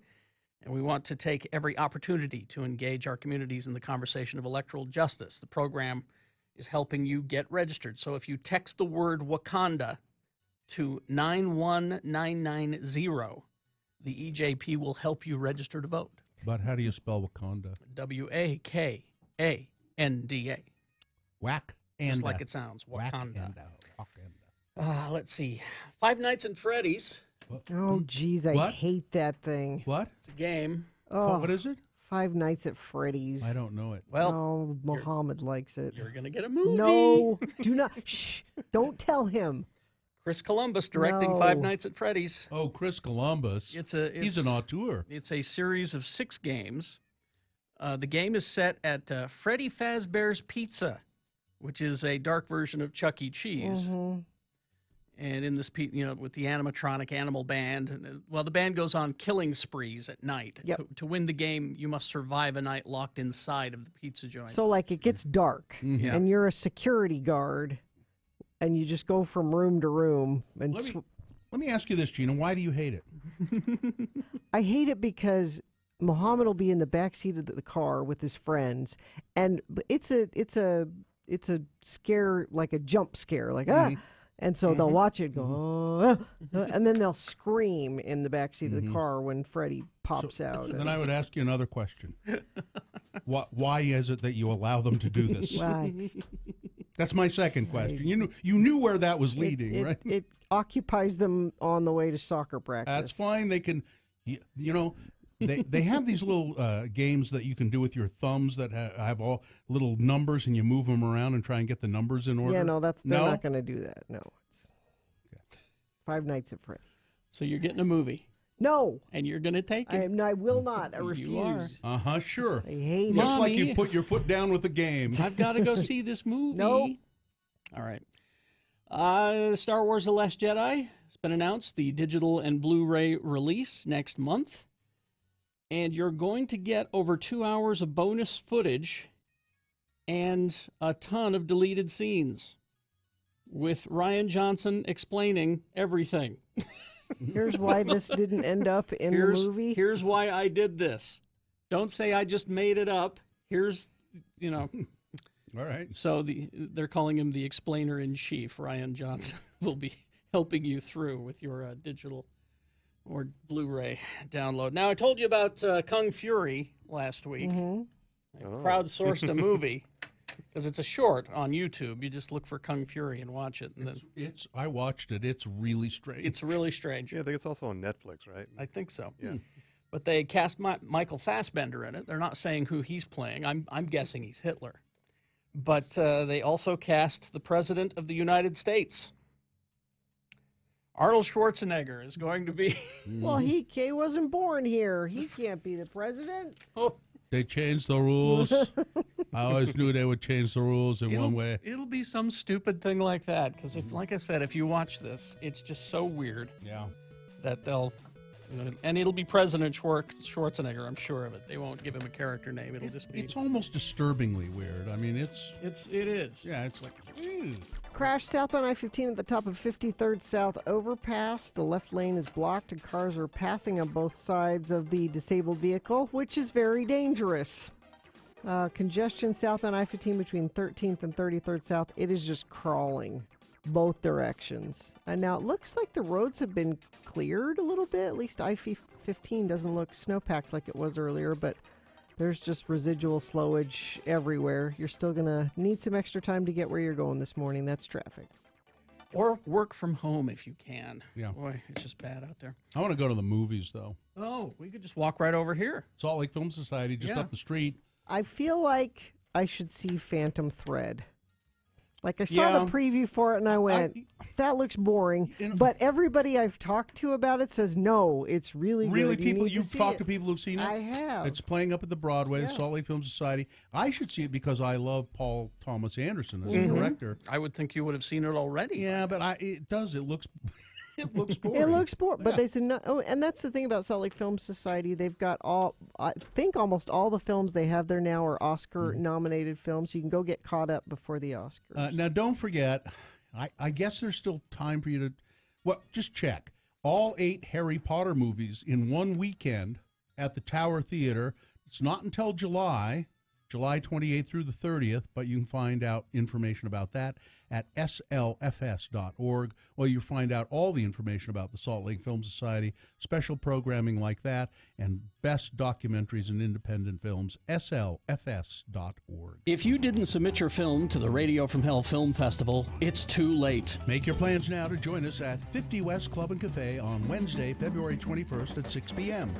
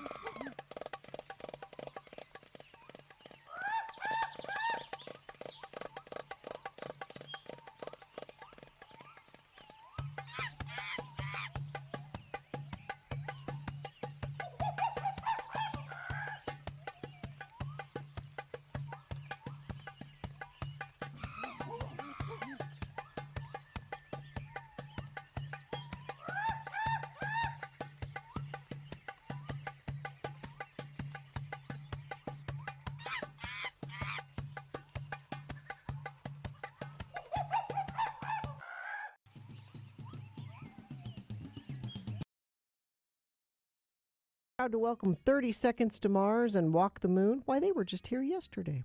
To USANA Amphitheater on Saturday, July 14th. Tickets are on sale at all SmithTix locations and SmithTix.com. You can also enter to win at X96.com or win them from us right now. I don't think it's a keyword. I think we're just taking a random caller at 877-602-9696.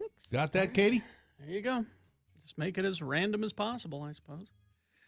I guess we left a part out of our interview. Oh, yeah, I saw that. So this guy who works for, what is it called, All Access? Yeah. Or All Access Radio, an online radio site for industry people. Yeah. And he wanted us to... We'll dig it up and see what parts we missed. Well, I know what part. He said... Well, we have to do it later.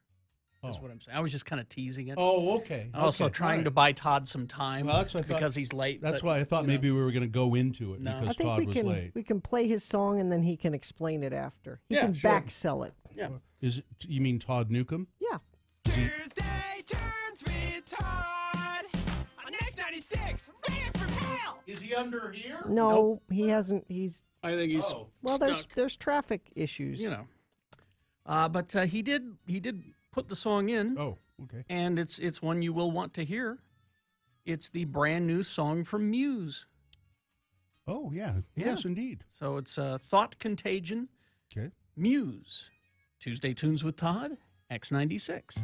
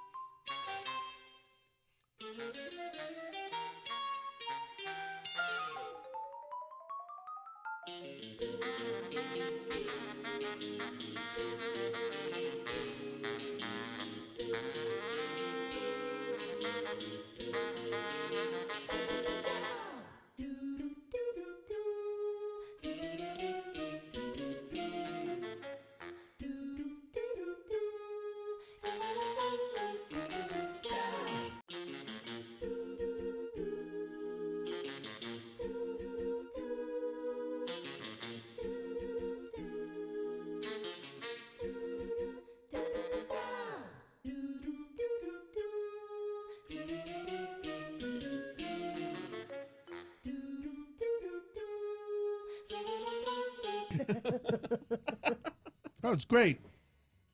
Yeah. It's the new Muse. It's a brand new Muse, Thought Contagion.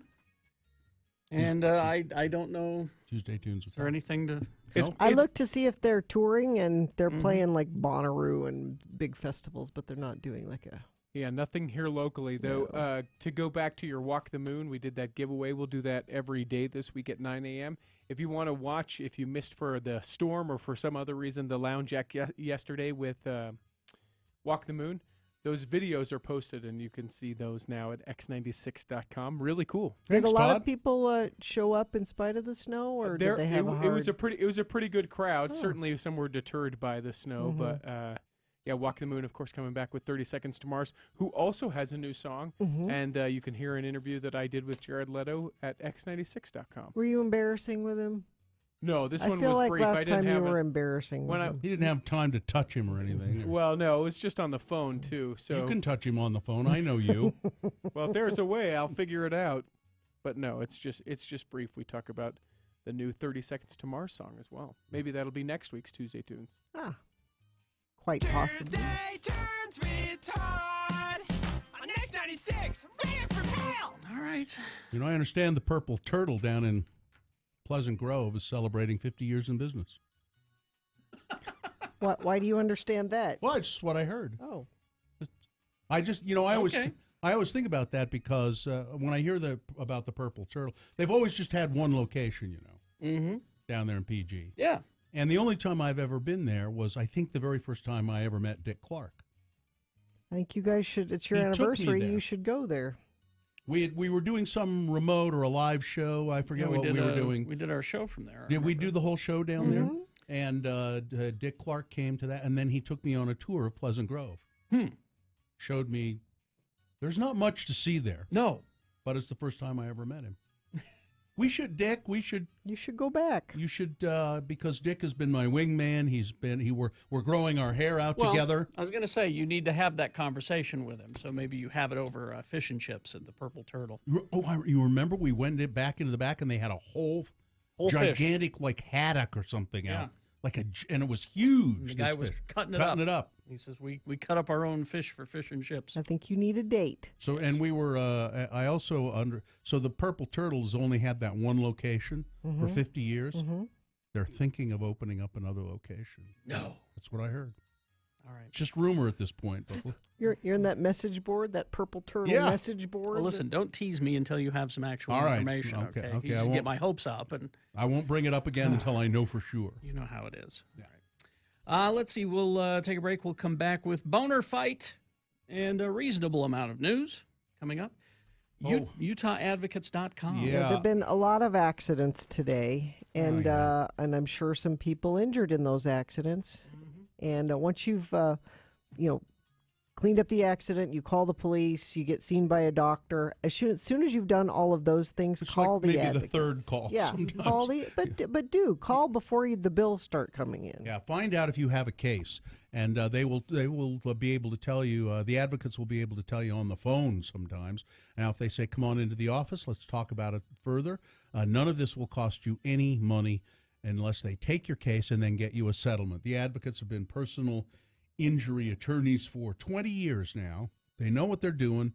They do it well, and we meet with them at least once a quarter, have some lunch, chat with them about what's going on, and they're just really nice attorneys over there. at Driggs, Bills, and Day, the Advocate. So if you've been in an accident, you don't know what to do, give them a call. 801-355-5550, 24 hours a day, 7 days a week, or go to utahadvocates.com. On this week's episode of the Let's Go Eat Show, we're talking pot, Mary Jane, reefer, gauge, weed. That's right, with Erin Hyatt. She's an expert about all of that kind of stuff, about laws and where you can do it legally and how to do it legally.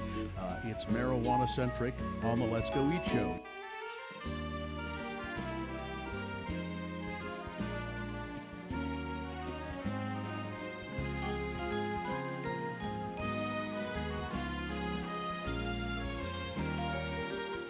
Here's what Kerry Jackson is doing when he's not on the air.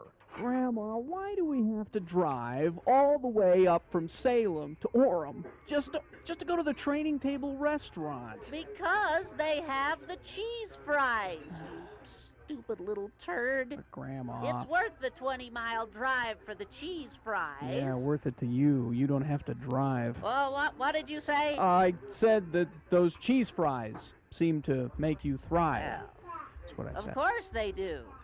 Cheese fries have all the nutrients we old people need.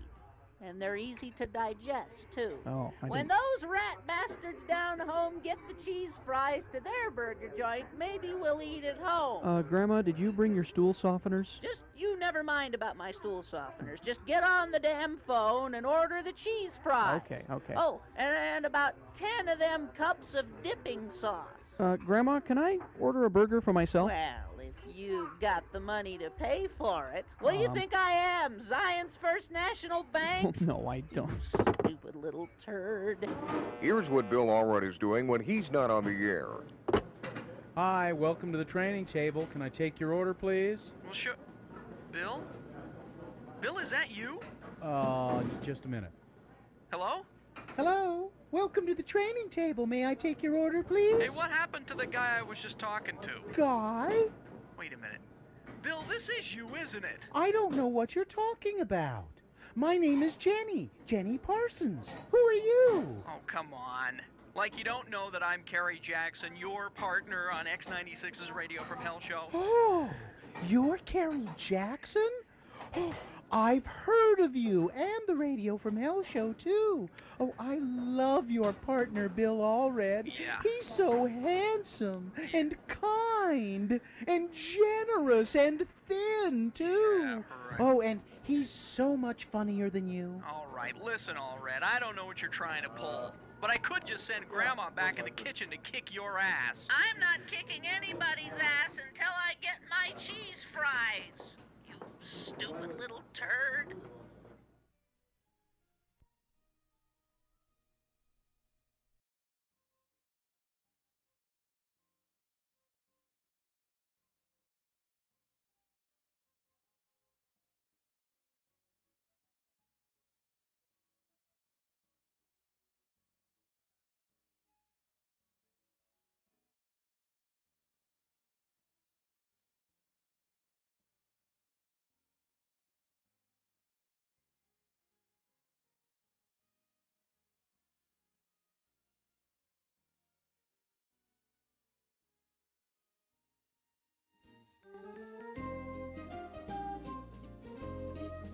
Radio from Hell is on X96. Oh, and on Twitter.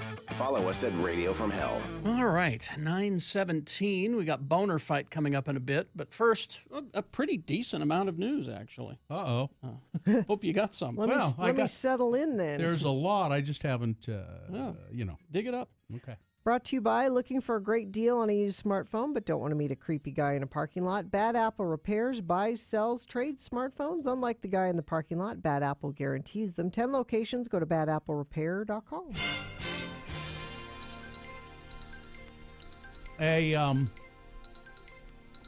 So 6 men were arrested down in Carbon County. Mm-hmm. And an Army recruiter was among the 6 arrested during a multi-agency operation to battle child sex crimes that wrapped up Sunday, Parowan police reported Sunday night.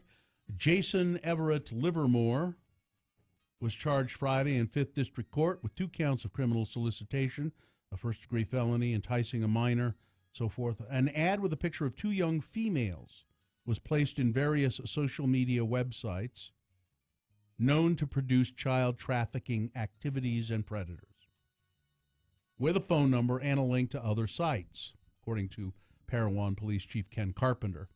The suspects contacted the number, exchanged several phone conversations or text messages with not a 13-year-old girl, but a confidential informant, who made it clear that they would be having sex with 1 or more 13-year-old children. According to Carpenter, the men traveled to Parowan, down there in Iron County, to meet these girls, but it was a sting. Yeah. Six people. In Livermore's case, he's the Army recruiter. The group Veterans for Child Rescue, a nonprofit organization dedicated to battling child sex trafficking, placed a fake ad on Craigslist for family love in the St. George area. Gross. Yeah. Livermore responded to the ad, arranged to have the encounter with what he thought was a 39-year-old woman and her 12-year-old daughter. Oh, jeez. Police interviewed Livermore after his arrest, and he said he knew that what he was doing was wrong, but he had never done anything like this in the past. No, that's not. That explains nothing. Yeah. Well, I don't know. You say something or nothing, and that's what he said. I can't go into that. Let's see. The fight against pornography. What now? In Utah. What now? Utah leaders have long sought to play a central role in the anti-pornography movement, but the state's most well-known attempt to strike down smut didn't go so well. You remember the porn czar. Mm-hmm. It only lasted a few years in the early 2000s. Paula Houston, I believe, was the person's You're name. right. You're right, yes. Before the position was scratched in budget cuts, last week Utah legislators eliminated the statute permitting the state attorney general to employ a special prosecutor. Because we haven't had anybody in. It's not the job of government to sit in a dark room and review porn, said Utah State Representative Michael McKell, Republican of Spanish Fork. He stressed this bill wasn't intended to be an obscenity nanny, so he's speaking pretty reasonably in this case about all of this. But Utah's anti-erotica ambitions have not waned. The tactics have just changed. So instead, so they've wisely said, we can't have a person just sitting there looking at porn and saying, well, okay, you know let's prosecute. You know why they started that in the first place? Remember, it was about HBO. Yeah, it was. Oh, yeah. Well, we can't just have HBO in anybody's house. What if my kid goes to play over at your house and you have HBO? I don't think it was HBO. In general, it might have been all kind of second-tier cable channels. Well, I remember when MTV was the devil. But you remember, but way before that, there was a Utah Attorney General who, I forget his name now, or Salt Lake. Anyway, he was looking for ways to totally block any cable entities that had R-rated material from coming into Utah. Because what if my kid goes to your house and you have Cinemax? I need assurances that my kid won't accidentally see. So the way they've changed tactics is to, through Todd Weiler's efforts. So they have declared, which again is not going to do anything really, but declare porn to be a public health crisis of some sort. Which I'm not sure. Now, I think maybe the hope is that there'll be studies to prove that. So we've declared, and Todd Weiler, I saw, had tweeted, look, see, everybody said we were crazy, but look what's happening. Kansas apparently is the sixth state to do something similar to what Todd Weiler did here with because 6 other states have done it, he thinks that's right. He's right. No. I would say, Todd, what if those 6 other states had jumped off a cliff? Would you think it was okay? It's it's like your mother used to say. Well, it's this organization that's going around to legislatures like Todd and Kansas, and they're helping him do that. Craft and they're hoping to gain momentum. And it's not going to make it go away. You can't. That's government censorship. What you need to do is teach your children. Yes. And, talk about these things at home. Teach your children. Deal with it that way, not by the government trying to do it. Yeah.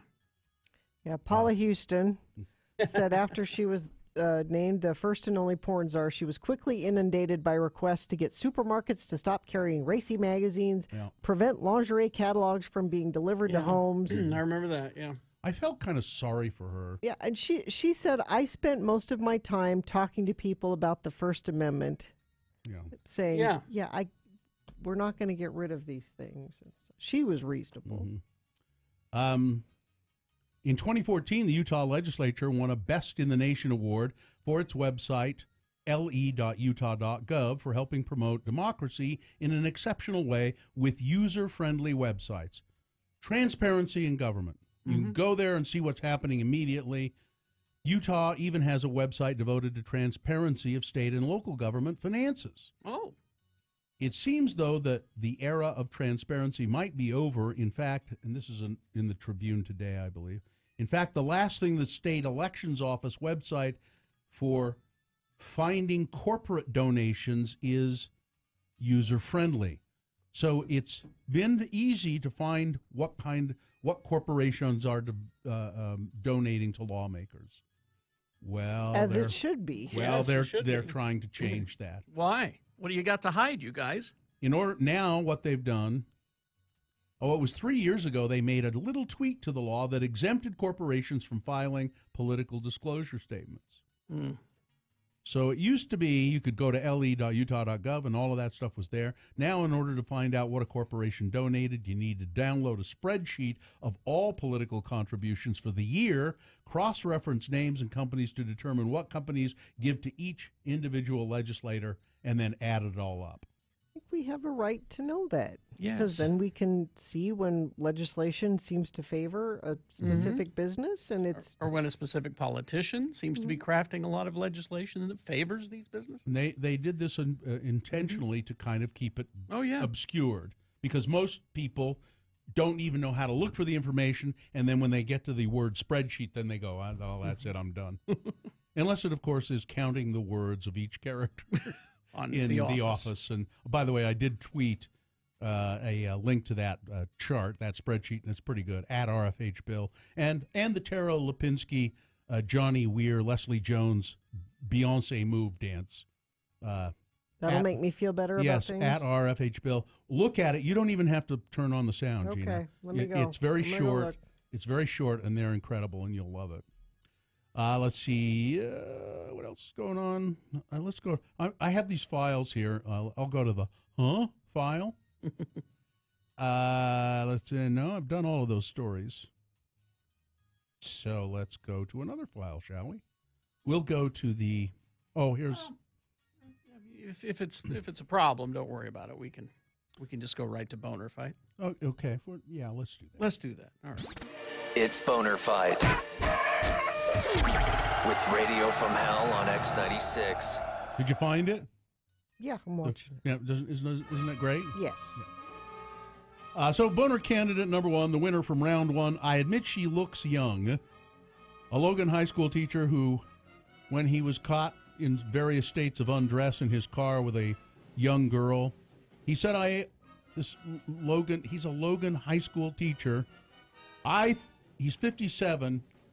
He said, I thought she was 19. I mean, she looks young, but I thought she was 19. She's 15. And then Boner candidate number two, perhaps his thumb could be a souvenir for China. It's a man who was accused of breaking off the thumb of a terracotta warrior. If you know what those are, they're incredible. On loan from China. He broke it off and put it in his pocket for a souvenir. China is not too happy about that. I imagine so. Yeah. Maybe we should extradite this guy. Yeah, send him to China. Let him face justice there. Sure. It's their property. All right. You've got to decide which one of these is boner of the day. This is Boner Fight. 1 or 2. Which candidate do you think is the worst? Put the candidate number that you think should win in the message of a text, and then text that to 33986. Or you can call 877-602-9696. Use your voice to vote. Or go to x96.com and look for the box that says Boner Fight February 20. And vote there. If you don't see that box refresh, it should appear. Heads up, though, you only got 3.5 minutes to get your vote in, so let's go. This is Boner Fight. Boner of the day. John Smith.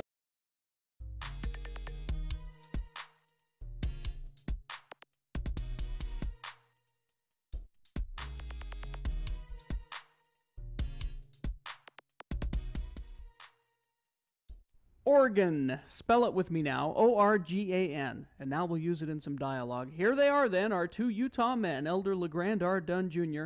and his disreputable friend, LeVar. Again, the word is organ. Thanks for joining me here to the hospital and keeping me company, LeVar. Brother Jensen from my ward is having his prostate tuned up, and we're taking turns waiting at the hospital for word. He hasn't got any kin or nothing, so the elders' quorum is helping out. Least I can do, LeGrand. You've always been a good friend to me, so I thought I could just keep you from getting bored. Hospitals give me the willies, though. Ooh, yeah, not the best place to be spending the day, but Elder Jensen needs our support. I always give blood, too, just as long as I'm here. They don't let me donate blood, you know, because of that unfortunate dose of hepatitis I had a few years Well, back. I remember. You were as yellow as a lemon for about a month. That's right. Looked like one of them Simpsons cartoon characters. Mm-hmm. Hey, hand me that People magazine there, would you? This one here with Mickey Mantle on the cover? Yeah. Too bad about the Mick kicking Yeah. off like that right after a liver transplant. Well, he abused himself, LeVar. Smoking and drinking. You should take a listen. You know, my cousin up in Portland had to get a transplant. He's doing fine. That was a couple of years ago. Oh, I didn't know you had kin up to Portland in the Northwest there. Oh, yeah. My entire family comes from Oregon. We got started in Eugene, Oregon, but then moved to Portland, Oregon when I was just a shaver. Well, how come you moved to Portland? Your dad get a better job? Nah, we moved to be closer to Mom after she was committed to the Oregon State Mental Hospital just outside of Portland. Turned out okay, though, because the welfare office in Portland was open on Saturday. By the way, LeVar, what kind of transplant did your cousin get up there in Oregon? Hair plugs. Got himself a hair transplant. Well, that's real serious surgery. Hey, now don't you go making light of that. Them things can get infected.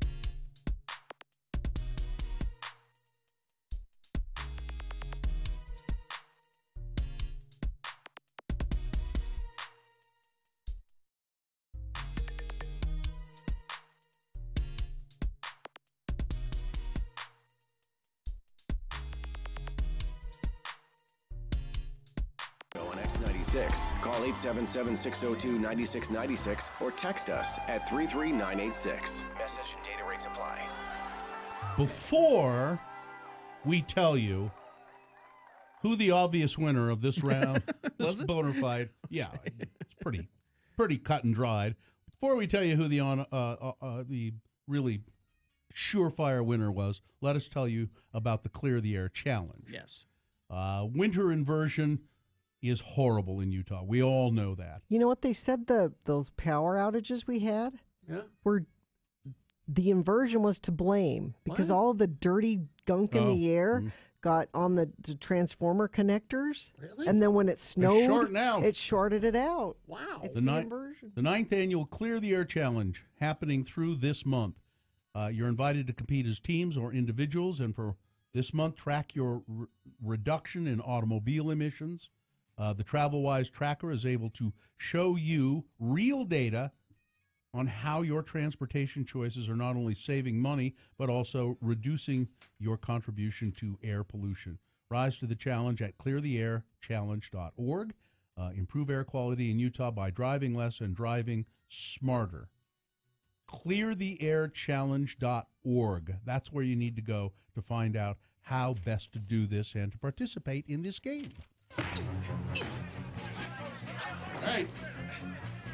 The winner of today's Boner Fight is brought to you by... In part by ribs and brisket and hush puppies and coleslaw and macaroni and cheese and hush puppies and... More hush puppies? Ribs and brisket. And, yeah. And brought to you by National Auto Plaza. Who builds the best trucks? National Auto Plaza does. Lifted accessories you haven't even thought of yet. All to take your next adventure to a whole new level. All right, here we go. We're going to tell you who the obvious winner was. We had Boner candidate number one. I admit she looks young. The 57-year-old teacher from Logan who was caught in a car having, bumping, doing stuff with a 15-year-old girl. He said, well, I thought she was 19. I admit she looks young. He's 57 from Logan. And Boner candidate number two, perhaps his thumb could be a souvenir for China. A man accused of breaking off the thumb of a terracotta warrior for a souvenir.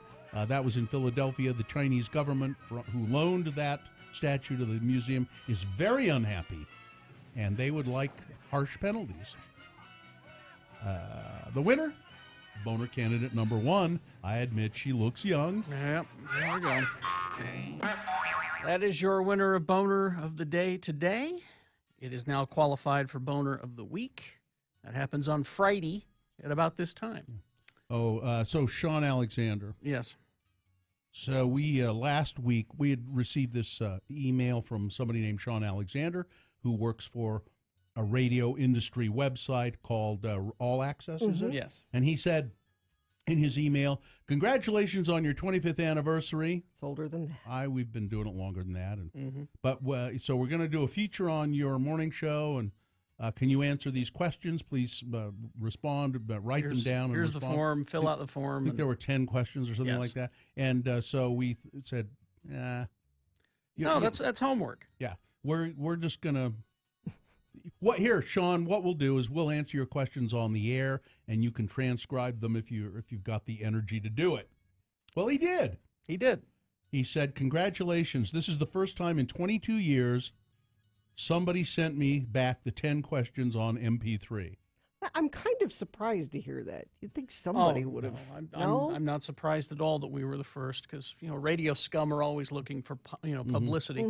And he says, yes, I did transcribe it. Now, see, Sean, I wouldn't have done that if I were you. No. I would have just played the MP3 on your website. Yeah, put a link. Yeah. So, here. But he says, thanks for the on-the-air plug. However, you guys did miss one. Can you each give me your background? Is the attached picture okay to run?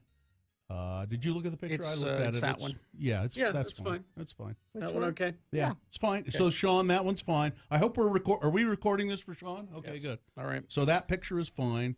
And now, because we're not going to do any further of your work, we will again respond via MP3 to your questions. Carrie, you first. Here's what he wants to know. Carrie, where were you born? No, Career synopsis is all. Yeah, that's what it says here. It's just the career synopsis. That's it. Oh, okay, well, I have more than that, but go ahead. Oh, I see. Oh, you want just that one you Yeah, printed? just okay. that one. I We was just- looking at his email. All right. Sorry, Sean, for the confusion. You can edit this part out. Okay. Brief career synopsis, Carrie. I can't be brief with my career synopsis. I've had too many jobs in the industry. I started in 1982, and I've been at different radio stations all throughout the state. I've done nearly every format. Give them some specifics. Okay. I don't know. What station did you start at? I started at KHQN. Oh, I thought it was KFTN. No, KHQN in Spanish Fork, where I grew up. That was the first radio job. That's so charming, isn't it, though? Yeah. You know, you just go to, it's like you walk up the street to the local radio station and knock on the door and say, I did. Can I work here? I did. That's exactly what I did. Yeah. I mean, that's just charming. I walked in because I heard that it was sold. And so I walked in, and there was one guy there, and he was trying to do office work and play records at the same time. So he needed some help. It was Steve Hope, Stephen Lester Hope. Is he still in the business? I don't know. And I said, you know, I'd love to work here. And he goes, great, you can play God shows on Sunday morning. So I hit play, but I also got to give the legal ID live on the air. Cool. So I'd get to do the legal ID and Remember- then say, it's remember- time for music and the spoken word. Click. Remember how nervous you were the first time you did it? Yeah. But then I worked from there. I went to a country station. I went to a top 40 station, a rock station. I worked country. I just worked on air, and then I was a PD for a brief period of time. And as Bill discovered, this is not something that you want to do. No. You don't want to be the boss. Yeah. And then KJQ happened, and then there was. I've been on the air since '82, doing every job. It is interesting that you have been you've worked at a lot of different radio stations, but all within the state of Utah. That's unusual. That's unusual. It is. So am I next? Yeah. Sure. So it's kind of unusual for me. I've essentially only worked for one radio station in my entire life. Just various forms of it. Really, if you think about it, I started in 1980. I went to work at a radio station in Ogden, Utah, thinking it would be temporary. I didn't want to do it. I just wanted. I was working in a bar, and I wanted to get out of the bar business and do something a little more stable. Radio was the stable option? Well, working in the bar business, yeah. Especially, a person like me, you just don't want to be around the bar business all the time. And so I started working there in 1980, thinking I will do this as long, I'll just get some money together, and then I was going to go back to New York. Well, it never happened. And that radio station. Back to New York because you wanted to be an actor. Yeah, I was acting, and I'd been living in New York. So that radio station that I went to in Ogden, Utah, has gone through several permutations throughout the years from 1980 until now, but it's essentially always been this radio station. Yep. And I've never been. No, I was fired. I take it back. You were? Yeah. When there was a breakup of radio stations, but still it ended up being this radio station. The people who were the bad people said, you're going to have to sign a contract or we'll fire you. And I said, well, I don't want to work for you that much, and I'm not going to quit, so you'll have to fire me. And they did, so I could get unemployment. But then after about 2 months or 3 months, I continued. Another station started up, which was essentially this station. And so anyway. I was going to the University of Utah and did student radio there at KUT. And my friend Kristen and I, who did our show together called The Feuding Wenches. Feuding Wenches? Yep. Wow. We were fans. Battling Bitches would have been better. We were the Feuding Wenches. And we were fans of the Radio from Hell show, starring Carrie Jackson and Bill Allred. And they had a contest for a band that we really liked called Faith No More. And if you came up with a creative invitation, Faith No More would come to your house and perform at your house. Free concert just for you. Which they did. Kristen and I entered the contest. We did not win the contest. we came down to the station in Ogden, and apparently you were charmed enough by us not to win the contest, but you invited us to come to the house party with Faith No More. Right. I don't even remember who won or why. And from there, you guys found out that I did student radio, and you invited me to be a guest on your morning show. And from there, I got a overnight gig at that station. And kind of like Bill, I was with KJQ and X96 until it broke up. And then I did a rock station here, and I did I worked at the Q, and then I did all sports radio. First, all sports talk FM station in the country. I had 2 shows on there. And that was in Salt Lake. It was all in Salt Lake. And then that's unusual for all of us. We've all been in the state only. Yeah. And then when I was at the Q, you guys rescued me out of a bad contract I had there. So from the very beginning, just like today, you've been riding our coattails. Essentially. Is what you're saying. You invited me onto your coattails. Well, but okay. I didn't just grab on. No, we invited you to the damn house party. I haven't just been tagging along. Yes, you have. You invited me. All right. Hope that's helpful. Sean Alexander, I hope that's helpful for All Access. And let us know when it's up, and we'll send our listeners to read it. Yeah. Okay. All right. Although they've already heard it, so I don't know why they'd bother. Yeah. But to see what lies you inserted to it, Sean Alexander. All right, so we got to take a break. I got to tell you about Haster Games and Hobbies. Something about Utah. They were ahead of the curve on this resurgence of board games because, board games have made a comeback, and we were ahead of the curve on that.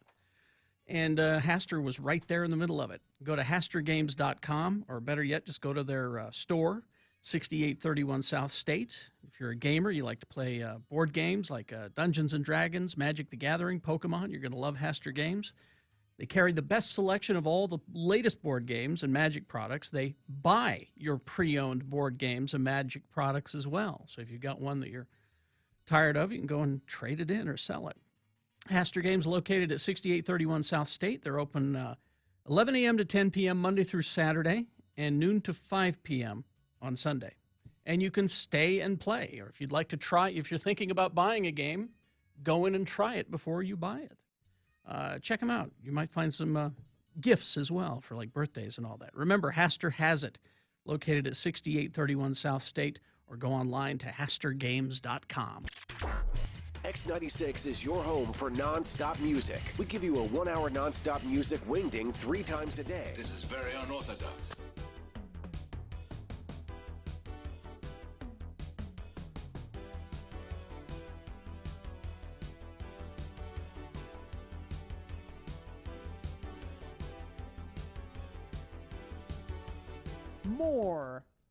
More. Spell it with me now. M-O-R-E. And now we'll use it in some dialogue starring as LeVar and LeGrand, our 2 Utah men. Imagine, if you will, the backyard of LeGrand R. Dunn's palatial West Valley home. His friend LeVar has come over to the house to borrow a crescent wrench. Again, the word is more. There will also be a bonus word at the end of the Utah Word of the Day. Got down, sat on a bench. I can't get this thing started. I've had more trouble with this thing than I could shake a stick at. Oh, it's what I get for getting one of these instead of having the wife do the lawn with the old one like she used to. Well, LeGrand, I'm telling you, the big problem is you got a Jap lawnmower. You should have got an American mower. You should have got a snapper. What? I'm gonna get a mower named after some kind of turtle? I just picture him going around the lawn going snap, snap, snap, snap, and eating the grass one blade at a time. Sure, I'll get me a snapper more, sure. Well, then why not a lawn boy? Why didn't you get one of them? Well, never get a boy when you got a man-sized job to do. And this, LeVar, is a man-sized lawn. Well, then how come you had the wife doing the lawn then? Well, you've seen my wife, LeVar. She is man-sized. Well, then you should have got a yard man. Or another good one is a John Deere lawn mower. 'cause nothing runs like a deer mower. Well, I think you are right. I should have got any kind of mower with a Briggs & Stratton motor. They are the best lawnmower motors. Hey, there you go. Hey, speaking of lawnmowers, did you see that Family Matters show on Friday? What? Family Matters on Friday. It was really funny. Oh. You know that nerd kid on the show? He was in the backyard, and he accidentally cut off his own foot with the lawnmower. That kid, that little nerd kid, he looks down there to where his toes used to be, and where there's just like a bloody stump and blood gushing out, and he says, "Did I do that?" Oh, that little black kid's really funny. What is that funny little black kid's name anyhow? Oh, that little black kid on the Family Matters show? Yeah, what's his name? Circle.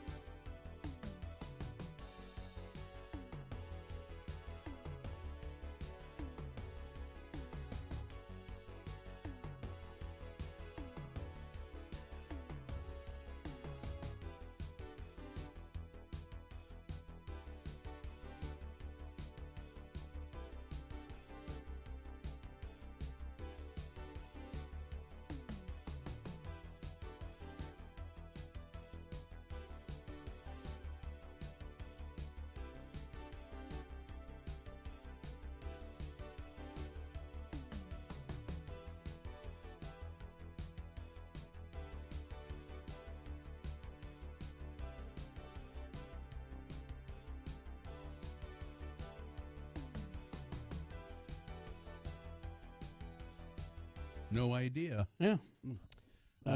We left out apparently for the All Access interview. How did we get the Smith and Edwards gig, and how long did we do it? Who wants to know that? Nobody wants to know that. Shadow Spade in the chat room. You guys don't do it anymore. You were fired. No, we weren't. We were just. You weren't fired? We weren't really fired. We were just nobody. They didn't call us anymore. Well, they didn't call You us were anymore ghosted? because we asked for more money. That's why we got removed from the gig. They're like, we can get anybody to do that for cheap. Mm-hmm. And it sure shows. And it does show because whoever's doing it now, it's a crime. There's no character appreciation there. It's a crime. They're both doing a high voice. And they walk all over the jingle. Yeah. They completely destroy that classic jingle. Smith and Edwards, Surplus Plus, Smith and Edwards. There's a new Smith. Now, don't get me wrong. I love Smith and Edwards. Yes. Well, they got everything you If they can find If they can find it. We got everything you want if you can find it. Don't send them a Sorry, bill. don't give it a free. Don't give them, because if they hear that, they'll take notes and they'll start to copy. I don't think they have the ability to do that. Maybe you guys should create some new characters like Buffy and Duffy. Buffy and Duffy. And do what? The Advocates? Hey, you been hurt in an accident? You don't know what to do? I got an idea for you. Call the Advocates.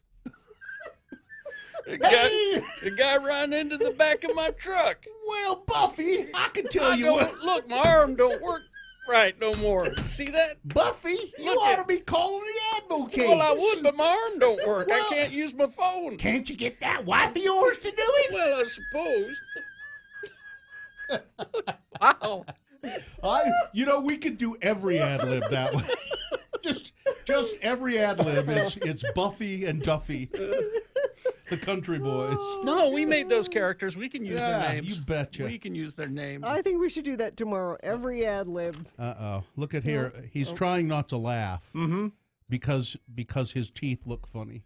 It's the big reveal. Yeah. I I just saw you were sort of laughing, and I saw it's John Smith is in here. Hey. Oh my God, he has teeth. Let me see. Look at me. Look at me. Hey. Oh, they look awesome. John, these are very white. These are the bleach white. It looks great. Yeah, thank you.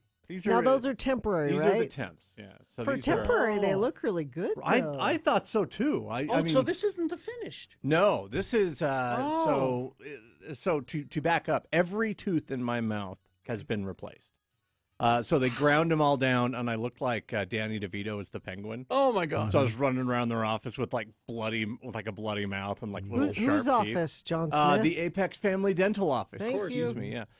Dr. Quant, who is amazing. Looks, it's I thought maybe you'd have trouble talking, and you sound the same. Well, I've had 4 days to kind of the only letter I'm really having trouble with is X. Yes, so that shouldn't be a problem. Yeah, but there's a little bit because the inside of the temps. I can hear a little bit. There's a little bit of a lisp going on, but because of the temps, they're one solid piece on the upper and one solid piece on the lower. Oh, that would be hard to speak. They're you smooth sound better on the than inside. I would think with all of that. I thought so too. I was really, really nervous the first day because I was like, Yeah. "Hey, at Text 96."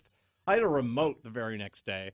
Wow. And I was, Which is amazing to me that you could do that with all that kind of dental work and not be. Yeah, I'm not even on Advil at this point. Like it excellent went really, really smoothly. Well, good. And getting the procedure done, like I was so nervous going in there, and with nothing more than the nitrous gas that they give you, I fell asleep. I was like watching Apollo 13 on the ceiling, just took a nap. Yeah, that nitrous is really.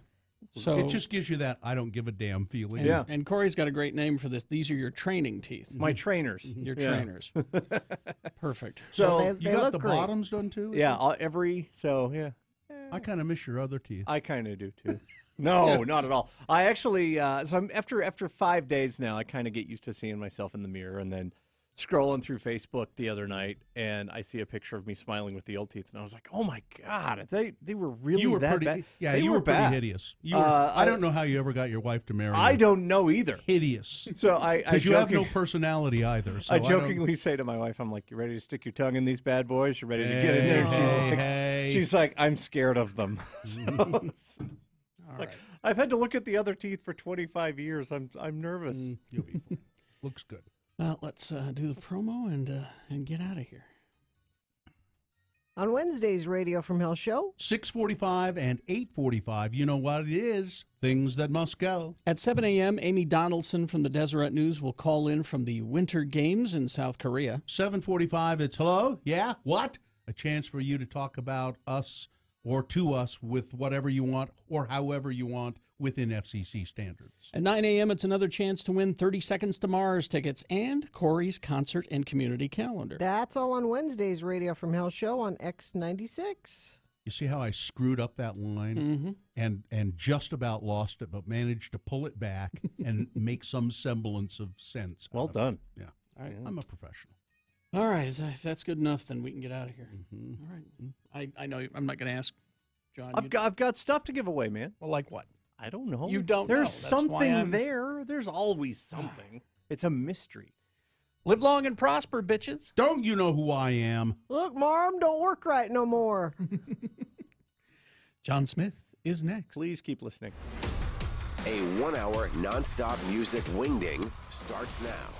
Utah's original alternative, X96.